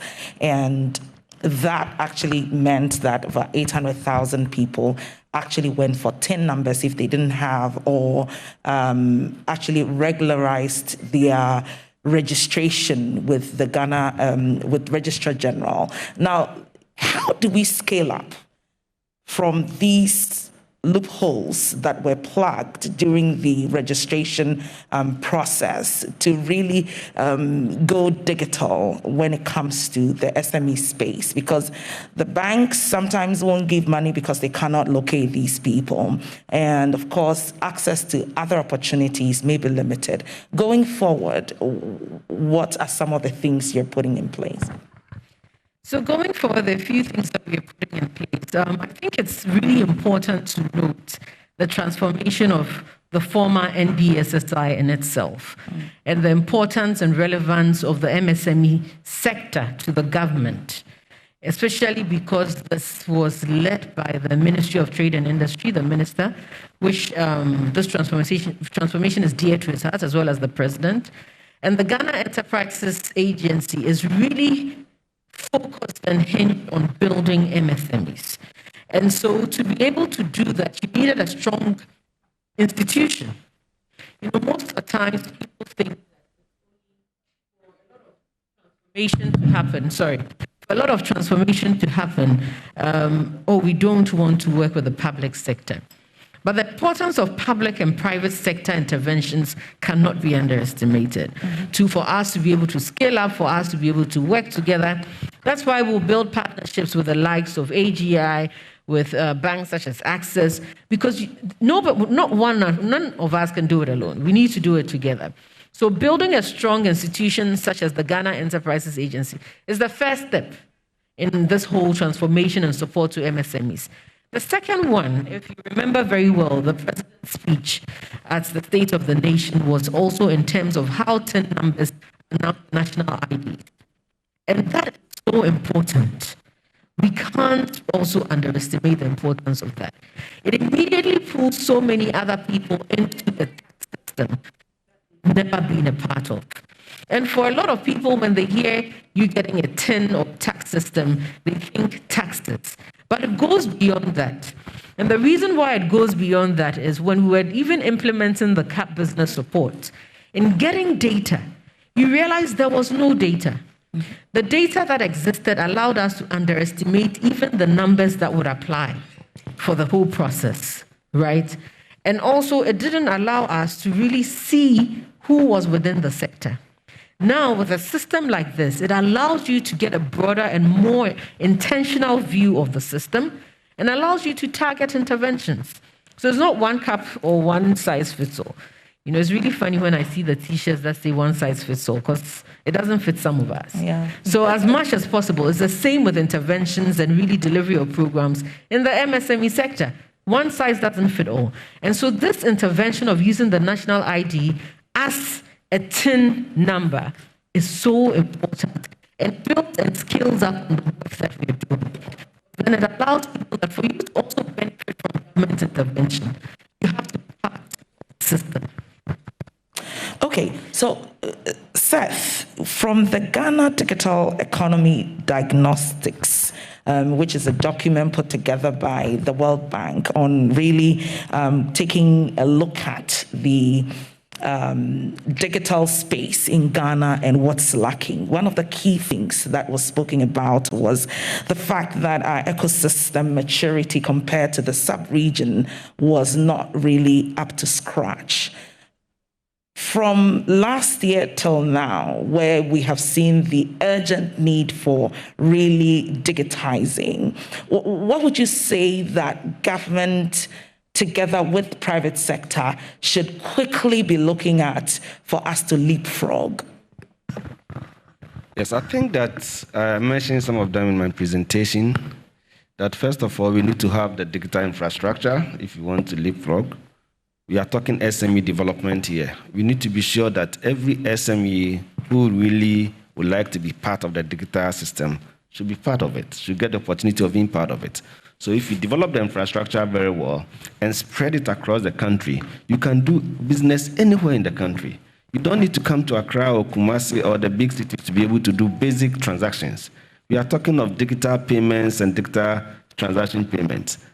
Why do you have to go to a big city to see a bank before you can do business? It should be spread across the country. That is one. The other thing that I also mentioned is the fact that the cost of doing business must be low to be competitive. Because if every cost you incur is adding to the cost of your business, and it must be passed on to the consumer in the form of higher price. The higher the cost, the higher your price. And the higher the price, the less competitive you are. And therefore, if you really want to go digital, I want to spread it across the country and get everybody involved, then the cost of going digital must also come down. And the key cost area is the cost of data. So if by building the infrastructure and working with the telecoms, we can have the cost of data coming down, it will encourage everybody to go digital. The third part of it is education, which we have talked about. It is important that as small enterprises, we get involved. We are eager to learn. We are eager to pick information. We are eager to go to places where there is opportunity to learn, and then be part of platforms that are created for you to get more information. I'm sure if you do that, both at the government level, private sector level, enterprise level, and associations like us, we all have a role to play to make sure that we really get our people digitized. You said in the World Bank report that we are a bit low when it comes to comparing our ecosystem on digitization with other countries. For me, that is scary, because here we are talking continental free trade. We are going to open up our economy. 90% of all goods that comes to the country are coming duty-free, quota-free. So if we are not taking digitization seriously, we will be found wanting when it comes to competition at the African level. And if you are not competitive at African level, how can we be competitive throughout the world? So it is so important that all players, key stakeholders at different levels, we play our role well to make sure that we get everybody get on board on the digitization process. Kafui, perhaps this will be the last one, then we can go on Zoom and ask a few more questions. Tell us how a company or an SME that is well positioned when it comes to digital solutions has more advantages in perhaps accessing a loan or opportunities at Access Bank.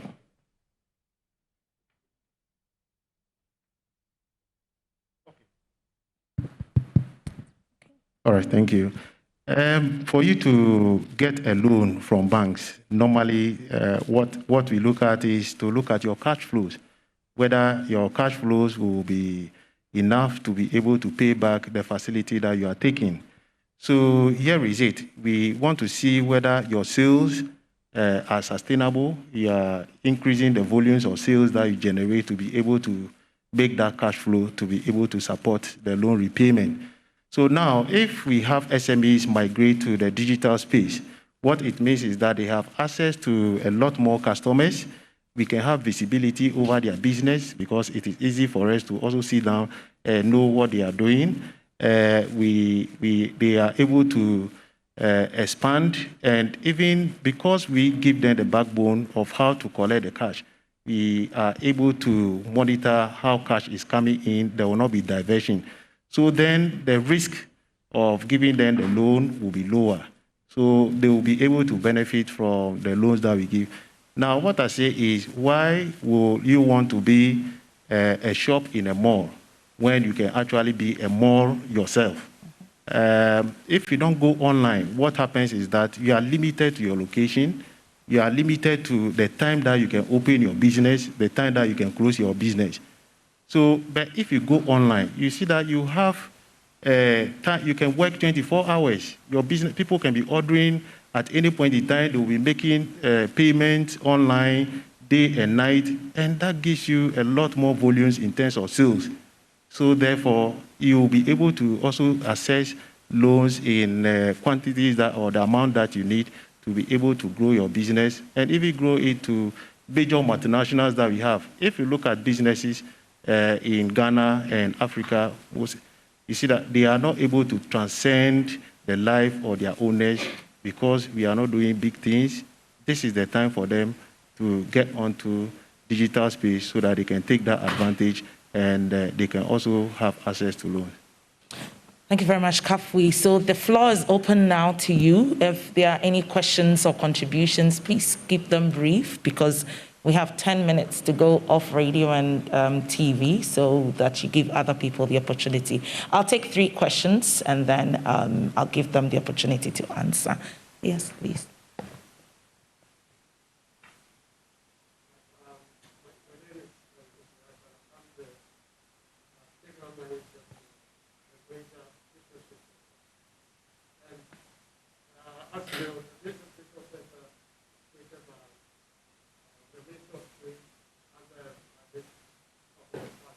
If you could just hold on a bit, just a minute, so that we get you proper sound.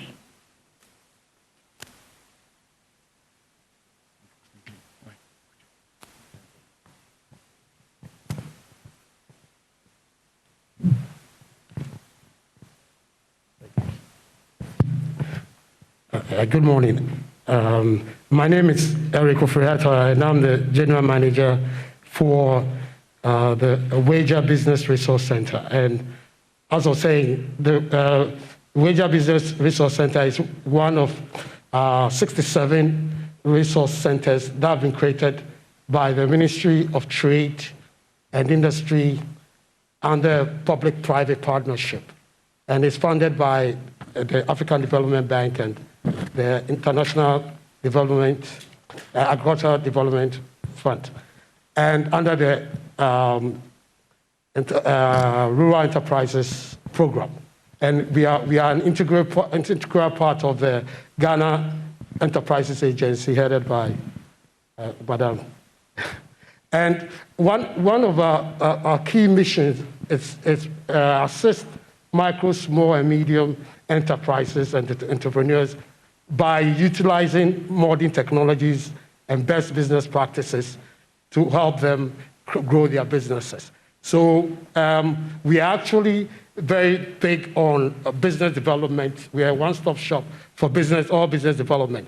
And to add to this digital transformation that we need to go through, we at the Business Resource Centers actually provide, we have professionals like ICT KMs who actually provide practical training to these SMEs. So, for instance, in Wager, we form a bureau that has, we do bookkeeping for all these SMEs. When you come, you pay a small fee every month. And we realize that the banks, they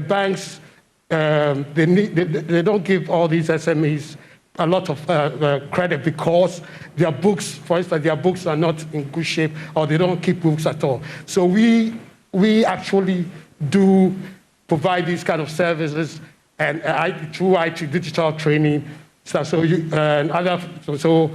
all the SMEs, you can come to us. So this is greatly an opportunity for them to connect with you and then... And then, yes, and we are all over the country. And you can come... You said 67 of them. 67, but 37 is now operational. Okay. And we do offer these business development services that using technology throughout. Thank you very much. Next person. Could you pass the microphone and sanitize, please? Yes.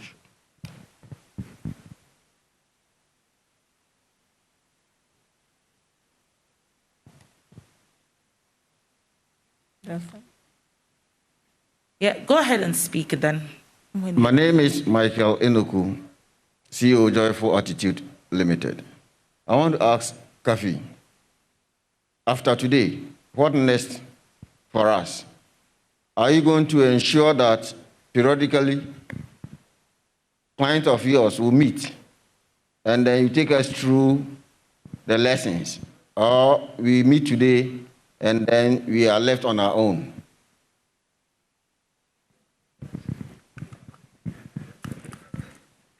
Because now you have given us the information, but how to do it? Thank you very much for that question.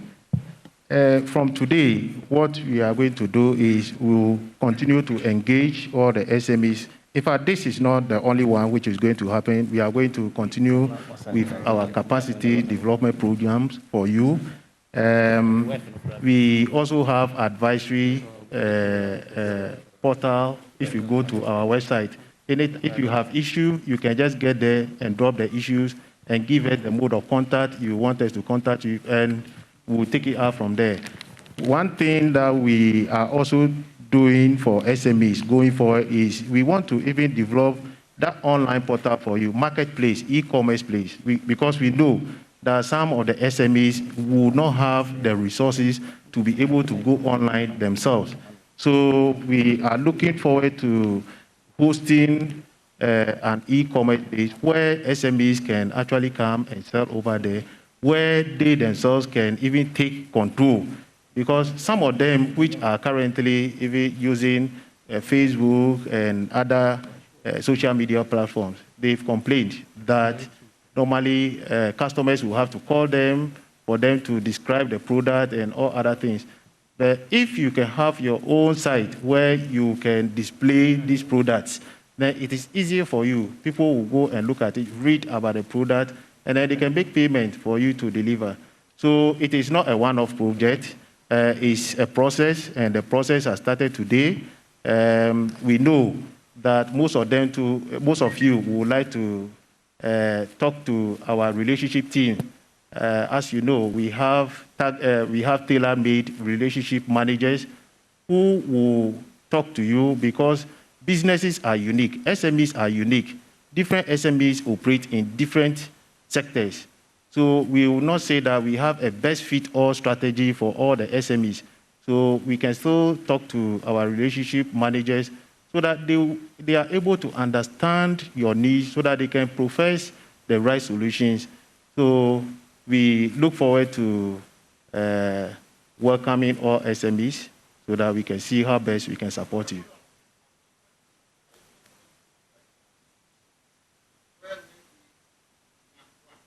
All these, yes. All these people, we want to have you to maybe show you how the system works, how even if you want to do it. You know, okay. We are not at the same level. Some, like they are saying, some don't even know computer at all, but they are with you. So are you going to have like education? Are you going to have an institution like quarterly, or maybe salespeople who are into the market? You meet them, and they know the various level, and then scale them up. Maybe those in the industry, you also have that. That's what I want to know from you, so that it will not be like we are here and then when we leave, that is it. Okay, thank you. We'll be having monthly education program for SMEs, especially those that, because people will go onto the portal and register, and we can do it. We'll be doing monthly. And then every quarter too, we will hold another clinic just to look at the issues, and we want to monitor you. So there will be continuous monitoring of how you are faring, your activities, so that we'll know whether there are any other teething issues that we'll need to address. That we'll do. I appreciate the fact that it is not everybody who knows how to use the computer, but in the words of Ivan Toffler, we just need to continue to, you learn, you unlearn, and relearn. So we can assure you that we will take you through that process so that you'll be able to unlearn your old ways of doing things and relearn new ways of doing things effectively and optimally to get the best or the maximum benefit for your business. Thank you. Thank you very much, Kafui. Thank you so much, Seth, and indeed, Madam Kosiyanki, for joining in the panel discussion and sharing with us different perspectives from issues relating to education, what the opportunities are that SMEs can take advantage of, both at the MBSSI and, of course, at Access Bank, and how private-public partnerships can actually work so that we become resilient in these trying times. My name is Odile Ntiamwa. We'll meet again some other time when Access Bank puts this together, but definitely this has been put together by Access Bank together with Daily Graphic Business to be precise, and then Joy Business. Have a wonderful week, and let's do good business, of course, also online. Thank you very much.